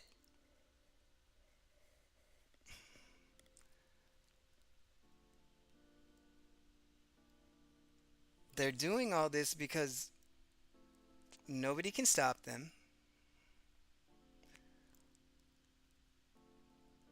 And come November, even when Democrats take the Senate, take the House, they're just going to ignore them. They're just going to say, no, fuck you. If you have a problem, then I'm going to unleash my quick reaction force on you and your cities. Like, that's what's literally going to happen. But they're not the only way Trump's cashing out. He's also making money the same way my dad's band does, by selling sick merch. Presidential campaigns often sell merchandise to help fund their elections. I'm still wearing my orange-hatched thong. But President Trump is the first candidate to compete against his own campaign store with a personal store that he privately owns. And along with all those dog bow ties, bra tops, fig diffusers, and $575 quarter zips he's selling himself, The Trump Organization has made tens of millions of dollars licensing his name to be used by other companies to make things like guitars, sneakers, and watches. It is a way to make money, right? And the fact that there are people buying this, it truly is. Some private owners, not the Trump owners, of some of these MAGA shops, they've had to close their doors because nobody is buying them. But we're at like 20 or 30% of people who still support him, still fall for his grifting, still buy his merch, still think, oh, but it's okay. Like, he's just a savvy businessman. It's a cult, bro. Oh, it's these people. As a lot of core these people. supporters, it's almost like I call them kind of fans. We'll watch some of this, okay? Because we get the gist of it. He's legit. Just cash grab. Oh, but I wanted to comment. Fuck. Oh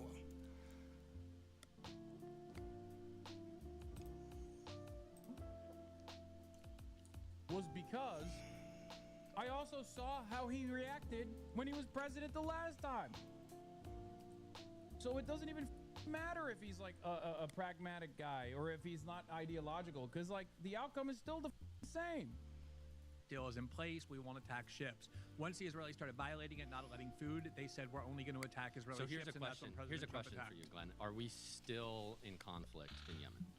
No, President Trump ended his own war that he started. Okay, so then by your definition, did we not prevent further conflict by having this conflict, and would we not free up the trade routes in Yemen from being attacked by the Houthis? It's free, is it not? It's like saying I stabbed myself in the stomach, but then I brought myself to the ER where I had a doctor fix me up, and that proves that I'm really interested in fitness and self-care. President Trump started the war. That's crazy. President Trump is more of a war-making president than a peacemaking president. Yeah. And what threat did Oman have on us? In Yemen, he escalated the war. In Yemen, it was stopped at the time that he took over. Were the Houthis attacking people or not? They were attacking a foreign country called Israel that is not part of the United States. Okay, So do these international trade routes not affect America? No, not when it's only Israel whose ships are being attacked. What? You can say Right? the war is just. The question is President Trump making war or making peace? You can say, okay, he made war in Yemen, but I think the war is just. He's still a war-making president by I think definition. it's There was very no war when he clear got in. by the result of the conflict that it was a peacemaking military engagement. We have peace. How did in it Yemen end? now. How did it end? How did it end? It ended by the Houthis saying, we will not attack anybody except the Israelis, as long as they're denying food and water entering into Gaza. And they continue to do so. It achieved nothing. All it did was have the United States deplete our missiles, our military force, our resources. It was a war that didn't exist, that Trump created. Yes, congratulations, he ended his own war, but that is an example of a war-making president. That's just one example. There's think obviously war in Iran as well, that he inherited a presidency where we were not at war with Iran. We are now at war with Iran. We've twice gone to war with Iran under President Trump. That's Okay, another so war that he's made. Do you not agree that Iran is a major threat and destabilizes the Middle East all the time? I don't, but we'll get to whether the war is just. The question now is, does President Trump make more wars? Well, you think seem to be so. acknowledging I want he to makes go back wars, but to that what they're you just. initially agreed to, though, is that part of what makes a peacemaking president isn't just, oh, we don't start any conflicts. It's actually engaging in conflicts to prevent further. wars. Buddy, I don't know how to explain this to you, but you're a moron. What do you mean? Oh, he's starting wars to end wars. So he's starting wars. A peacemaking president would end wars. A peacemaking president would retreat from the permanent militant posture that America has around the world. It doesn't make any sense how you could argue with this. You're like, well, I agree with the stuff he's doing. And he literally said, no more wars, no more support for Ukraine. America first. We're pulling out of the Middle East. There's one thing from his first term that I will give him kudos for, is pulling out of Afghanistan. Like,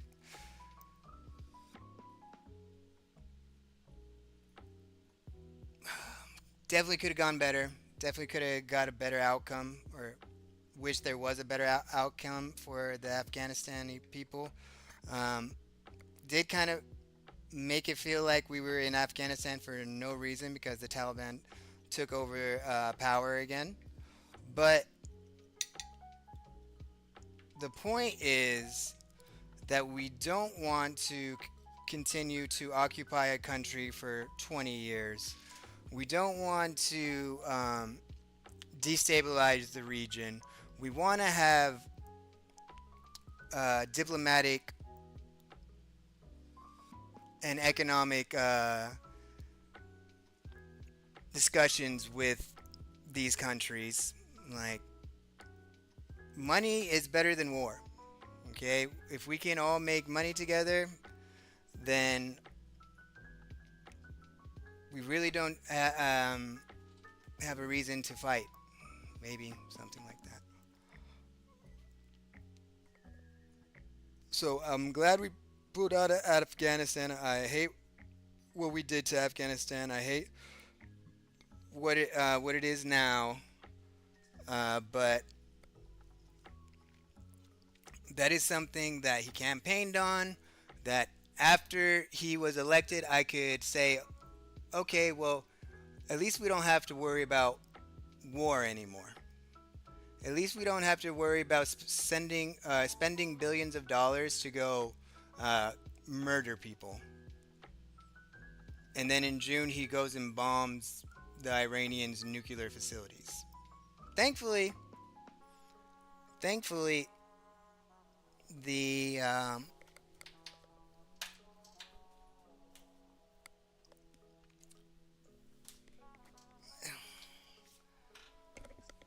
their response was super mild, and it didn't escalate things. But then in February, Epstein files, poll numbers dropping. Israel wants to bomb Lebanon and stuff. Like, then he's like, all right, we're gonna go in and bomb the shit out of them, and we're gonna continue bombing them until they promise not to attempt to make a nuke, even though they aren't making a nuke. So it's actually for peace. That's the whole point. That's the argument. Like, what do you mean? Oh, well, he ended those wars. Bitch, he started them. Peace. Did you read 1984 by George Orwell? No, I'm just asking. I'm literally quoting what you said earlier at the beginning. No, of this but George Orwell in 1984 described the most extreme kind of propaganda by war-making tyrannies, and one of the things citizens get told is war is peace. Did you not admit that part of what makes a peacemaking president is stepping in and preventing further conflicts? Yes, but you can't prevent conflicts by starting conflicts. Starting conflicts is starting conflicts. What? Can you not use the wars that you start? Can you not gotta pause here, Mike. Yeah, literally. Like, I talked about this last week. Like,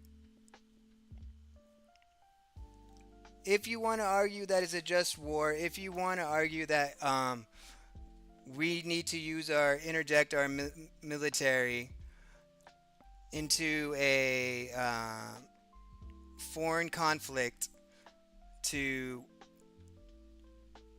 stop more conflict or end massacres and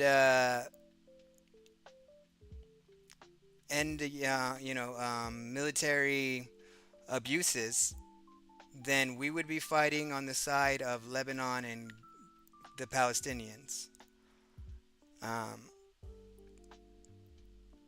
Under the Catholic doctrine of a just war, that's what we would be using our military for. That would be using military, using our military to force peace, as a peacemaking force. We got to pause here. But to just kill leaders or kidnap and kill leaders of other countries, to drop huge amounts of bombs to threaten to end their civilization, to attack their infrastructure, bridges and such, to commit war crimes and kill school children. Yeah, that's not peace. That's not starting a conflict to end conflicts. That's just starting a conflict, and then hopefully we'll see an end to it. You've been voted out by the majority. Please return. Thank you. And again, if he did none of it, if he just fulfilled his promise of no new wars, he wouldn't be getting pushback from left, right, and center. You could argue that he is a peacemaking president because we are at peace, but we're not at peace. We're literally at war right now because of him and because of Israel. So, in reference to... Oh, God. Oh, my man. Oh, my God. Half of the people that you're sitting with around the circle do not want you there. Half of the people around that circle are hoping that you fail.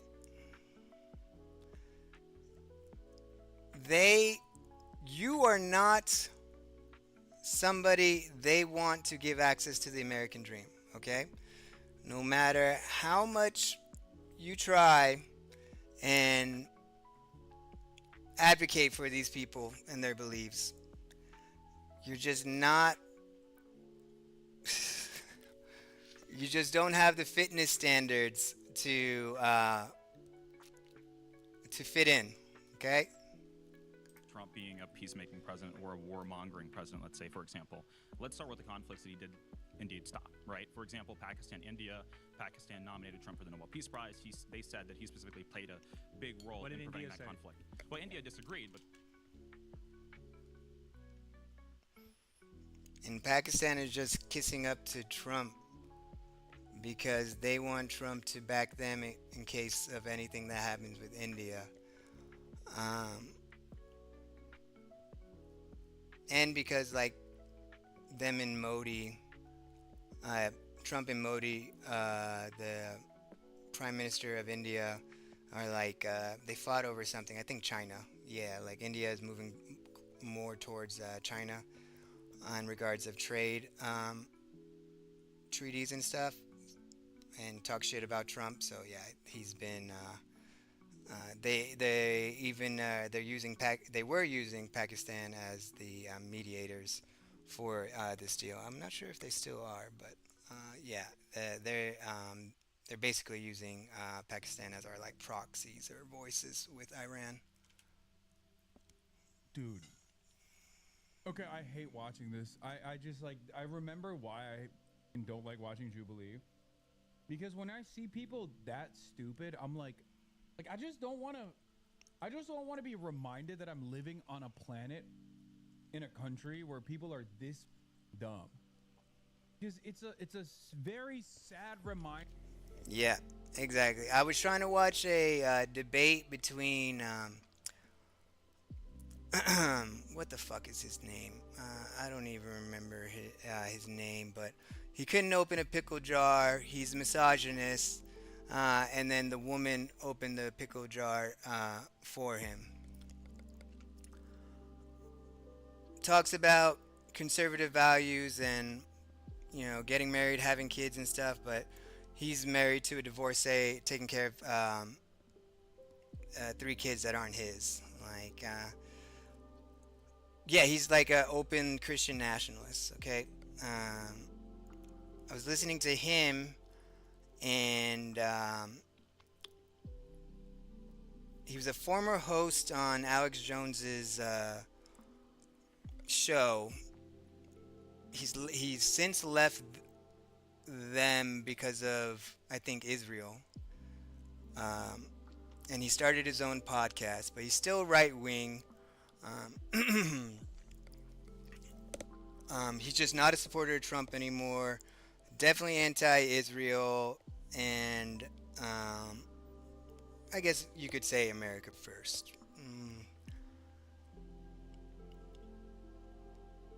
And so the debate on Iran, Israel, that was pretty good, pretty decent. I could listen to that. But then they moved on to like other subjects where they agreed. I'm just like, what the fuck? Like, you're just gonna let him dog walk you on something like this? Like, come on, bro. And it wasn't even something that was factual, you know?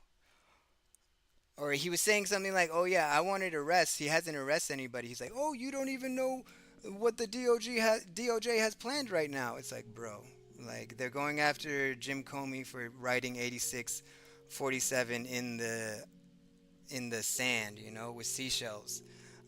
They tried to go after Letitia James, who prosecuted Trump in New York, but couldn't. They literally have a list of men.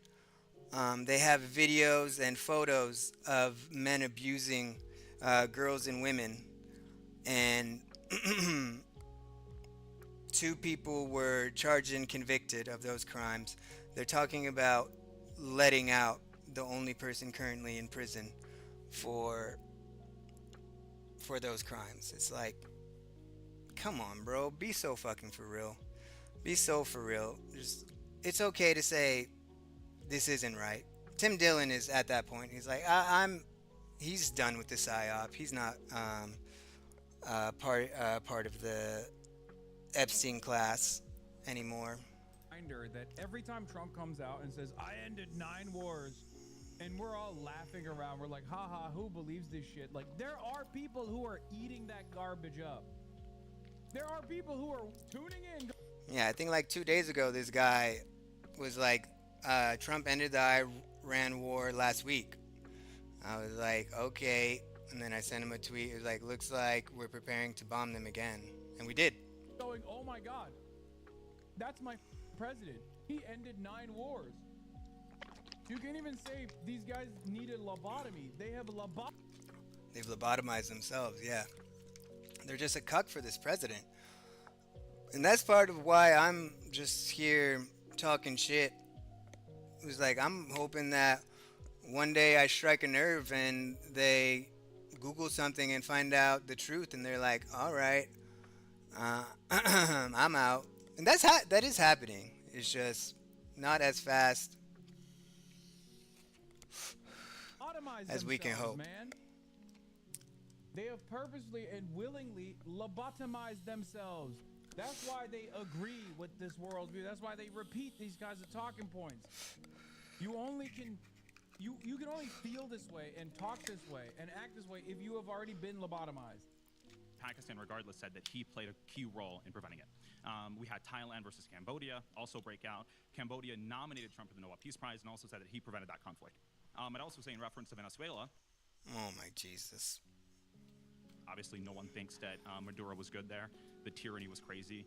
The way that he was leading the government, everyone agrees. But he was able to take Maduro out, and Daisy Rodriguez, who's now the vice president, is very, you could say, subordinate or servile, right? 50 million barrels of oil, restricting Cuba, so on and so forth. And so I would disagree that he's a warmongering president. Okay, the point is not he's a warmongering president. The formulation is he's more of a war-making president than a peacemaking president. So even in your examples, including in Venezuela, you're not denying that he used military force in a way that is considered an act of war by every country on the planet. You're defending the wars that he's making by saying they lead to good outcomes, which we can debate, but that's a separate question from the proposition. As far as these wars that you're concerned that I know he loves to cite, India was vehement that he had no role to play of any meaningful kind in mediating that conflict between India and Pakistan. That is a war that goes back, that conflict goes back many hundreds of years so does long many of these before other Trump. conflicts. But even, let me ask you this question about these other conflicts that you named. Were those part of the 2024 campaign? Did Not anyone ever necessarily, but I mention don't think that, right? But you know why? Because they're completely trivial, and because the role that the United States plays in them is also essentially trivial as well. These are these, and a lot, we can analyze those. But let's be clear: the real question is, does President Trump make war for the United States? Whether he plays some ancillary role in this, well, we're in a major war. Well, so let's we're in a major war now, right? We're in a major war, aren't we? In Iran.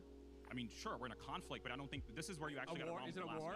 Is it a war? You can call it's a war and a conflict. There's no necessary there's no disagreement there. It's a conflict and a war. It's both. Oh my God, that's so crazy. But the conflict didn't start recently, right? In 1979, Iran kidnapped 66 Americans and held them hostage for over 400 days. Bro. And so we're supposed to get revenge now in 2026? That's so fucking stupid.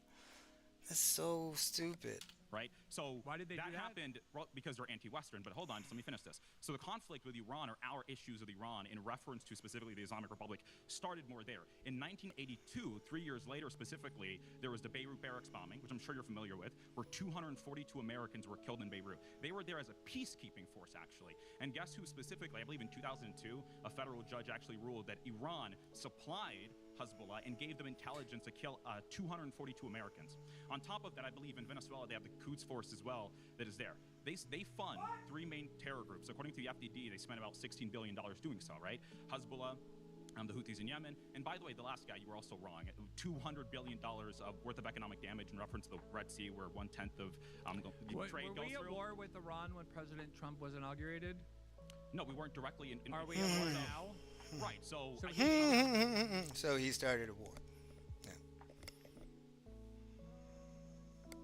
I would say, wait, hold on, stop. No, I mean, you talked a lot. I would say that we're already in a conflict. I would say that yes, generally, not like war in terms of declaring war conspicuously, but yes, we've been in a conflict, a long-standing conflict. The proposition is President Trump is more of a war-making president. Right, I don't think any of those conflicts were made by Trump.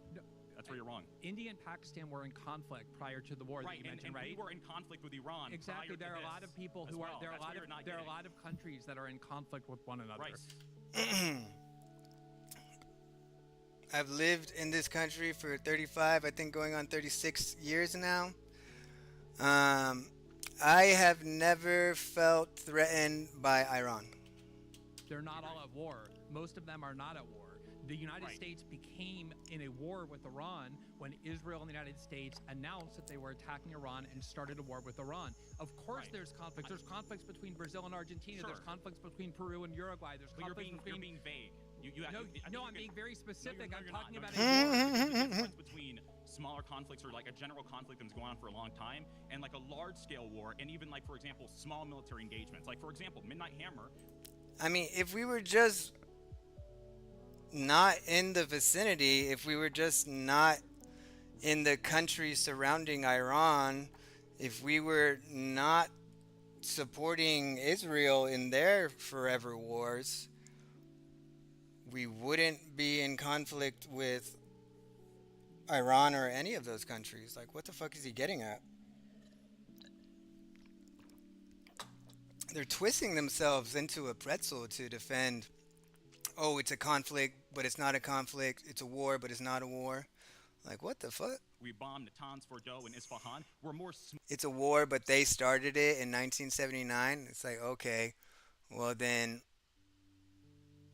Palestine and Israel are at a war, and October 7th was just... Palestine and Israel have been at war since 1948, and October 7th was just retaliation. Like, what? Smaller engagements, right? And by the way, we pulled out pretty quickly, and everything was fine afterwards. If Russia came to the United States and bombed 3 different nuclear facilities in the United States with B-52 bombers of the Russian Soviet analog, would you consider that to be an act of war? Yeah, you're saying it would be casus belli, No, right? I'm not casus talking about belli means act of war. Yeah, would you So it would be casus belli. That's the answer. Okay, congratulations on using Latin. Right. I'm just wanting to. I don't want to necessarily test your language. That would be an act of war, right? Yeah, the same way. Hold on. The same way that, for example, the IRGC, the Pakistani guy that was recently convicted, he admitted that the IRGC paid him and tried to give him intelligence to assassinate Donald Trump around the time where Butler happened. That's also casus belli. Were we at war with Iran tried to kill our president? Were we at war with Iran?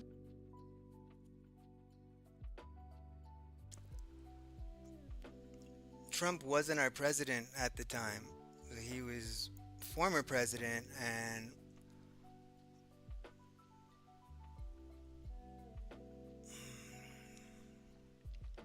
Yeah, a sea merchant was arrested in July 2024 and later convicted of murder for hire and attempted acts of international terrorism. The hitmen he hired were undercover U.S. law enforcement officers. During trial, he said the IRGC sent him to carry out. That sounds like a fucking Israel false flag. Is an act of war. So yeah, we've been in conflict and an act of war with Iran for a very long time. Why can't I would just hit him with like, okay, like who decides we're at war?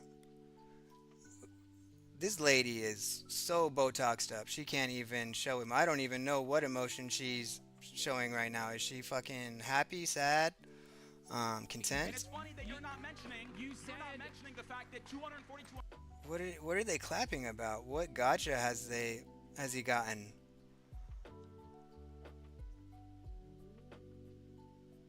And that's the thing, they just like clap like seals together. They're like, oh yeah, got him, bro. Hell yeah, keep going. And I'm just like, what?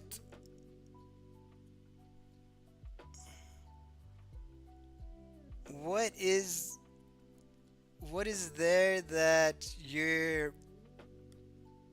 proud of? That he's saying that we've been at war with Iran for 30 years and this is just one conflict? Americans were killed in Beirut in 1982. The United States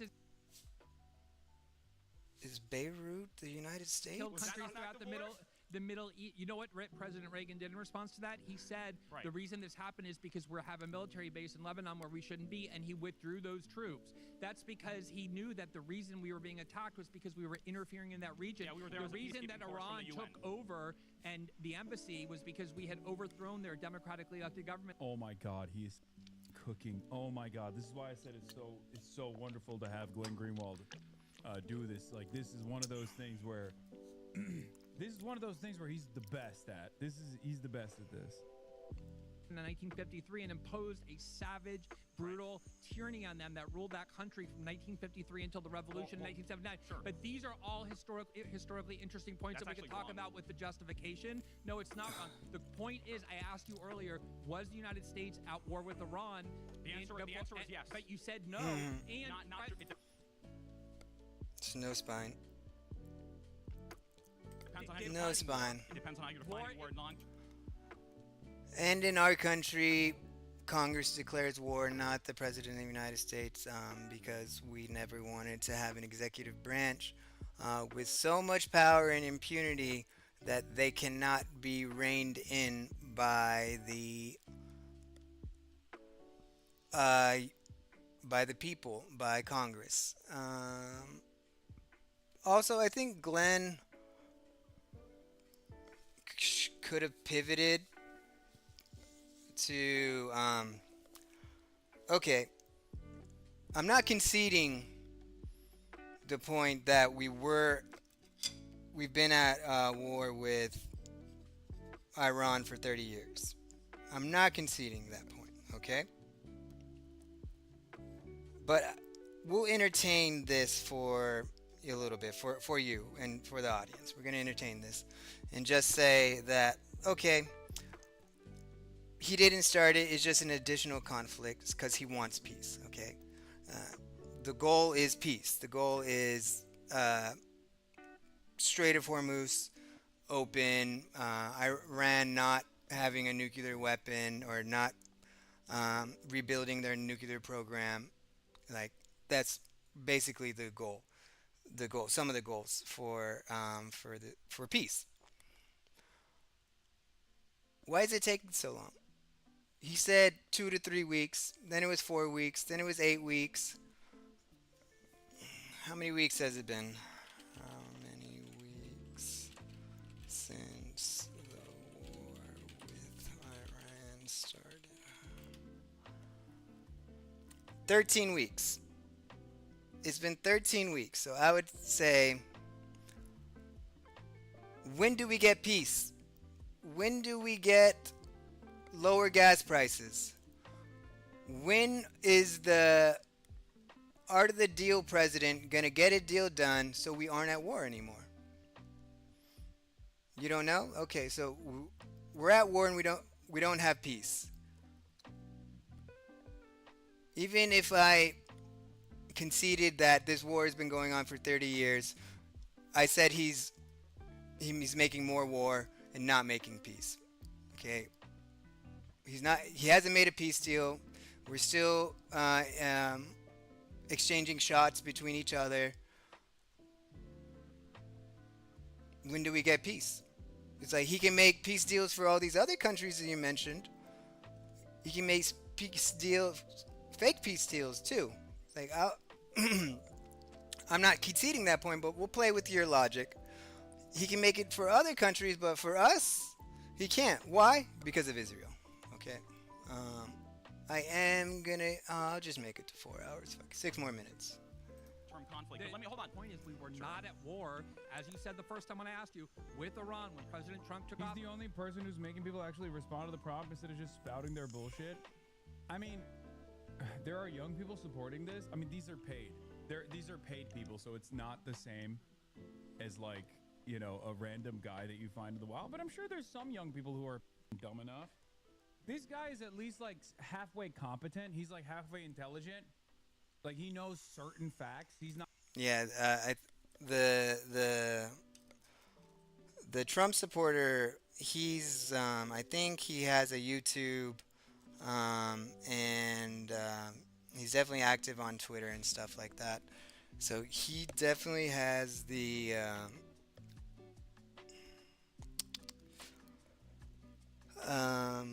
Republican MAGA revisionist history down pat. So he sounds intelligent. And I guess to those people, definitely sounds intelligent. And he sounds like, you know, he's winning this and stuff. But ultimately, yeah, like they're saying, is like, just remember the prompt. It's like, just always come back to the prompt. Don't let him say, oh, yeah, but it's not a war, but it's a conflict, and we've been at war. So, yeah, okay, so he's making more war, and we don't have peace. Okay, so my prompt is correct. He's more of war making than he is peacemaking. If he can make peace for all these other countries, allegedly, why can't he make peace for us? He said it was going to be 2 to 4 to 8 weeks. Now we're at week 13, going on week 14. Not just up there being like, oh, what is a war, right? So he has at least some information. Like he knows, he's clear. He's a nerd, right? He administration was a peaceful administration. There was no new wars that were started, right? We have the Abraham Accords, which Trump should have won a Nobel Peace Prize for because it was historic. And then we had some. I mean, you could make the argument that the Abraham Accords was an attempt at peace. I'll take it. It just failed. It actually directly led to October 7, so it was a spectacular failure. But it was an attempt at peacemaking nonetheless, which is different than war making, right? Right? Yeah, it was a historic. But that was in 2016. Now we're 2026, 10 years later. The Middle East is in conflict. Israel is attacking whole cities, destroying and massacring people. We're helping them financially and militarily, and our conflict with Iran, precipitated by Israel, has caused a global fuel crisis. Historic failure. That's what the Abraham Accords. Doesn't sound like fucking peace. Were. Something that was ahistoric, right? So the Biden administration came in between. It kind of disrupted Trump's foreign policy, and under the Biden. What? Oh my God! Oh my God! Am I hearing this right? If there's one thing you can say about Joe Biden's foreign policy, it was a direct continuation of Donald Trump. A direct continuation of Donald Trump. Down to the pullout in Afghanistan. That was Donald Trump's policies that Biden actually committed to. But in his defense, Biden was just doing what normal presidents do, is like when your predecessor makes a deal with the country, you don't go in and blow it up. You want to keep the word of the United States and the presidency above bipartisan, whatever the fuck Trump does. and pulled out of Afghanistan. Ultimately, good for the United States, bad for the Afghanistani people. But pulling out militarily in the Middle East would be the good steps towards peace around the world. Did not change course on Cuba. Every single thing that Donald Trump destroyed, every single signature foreign policy accomplishment of the administration prior, where Joe Biden was literally the vice president, Donald Trump destroyed it. Joe Biden never restored it. That is ridiculous. Biden didn't continue law. He made things worse. And that Afghanistan take is completely misleading? Really? Is it? Oh my God, do we have a hog in here? Because that's awesome. Oh my God, we do. It didn't fail. It built Saudi relations. Oh my God, we do have a hog in here. That's awesome. With who? The Taliban? This has been a long time. All right. I hit 4 hours. I'm going to head out. Maybe we'll finish watching this Sunday. Tomorrow, I'm going to go dancing and dance with some beautiful Latina women. You red pill manosphere, Trump supporting misogynist, sexist, you should definitely change your view on women. And that'll be a good start to actually going out and dancing and talking and dating these women. Beautiful Latina women, especially, okay? So that's what I'm going to do tomorrow. Probably go to the park as well with my dog. Definitely going to bring some, make sure I get some happiness in my life. Because the path we are going down is still, or the cliff we're sliding down is still fucking jagged and ugly, and we're still hoping to hold on to some sapling or tree. James Talarico, he's something we can hold on to, hope for. And yeah, just creating community in your cities, creating them online, but taking the next step and getting together and meeting with everyone and doing things like going to the park or going to have drinks or going to workshops and stuff like that, starting organizations, joining organizations, volunteering. That is going to be key for when everything goes to shit. Okay? Because nobody is coming to save us but ourselves. Good night, y'all.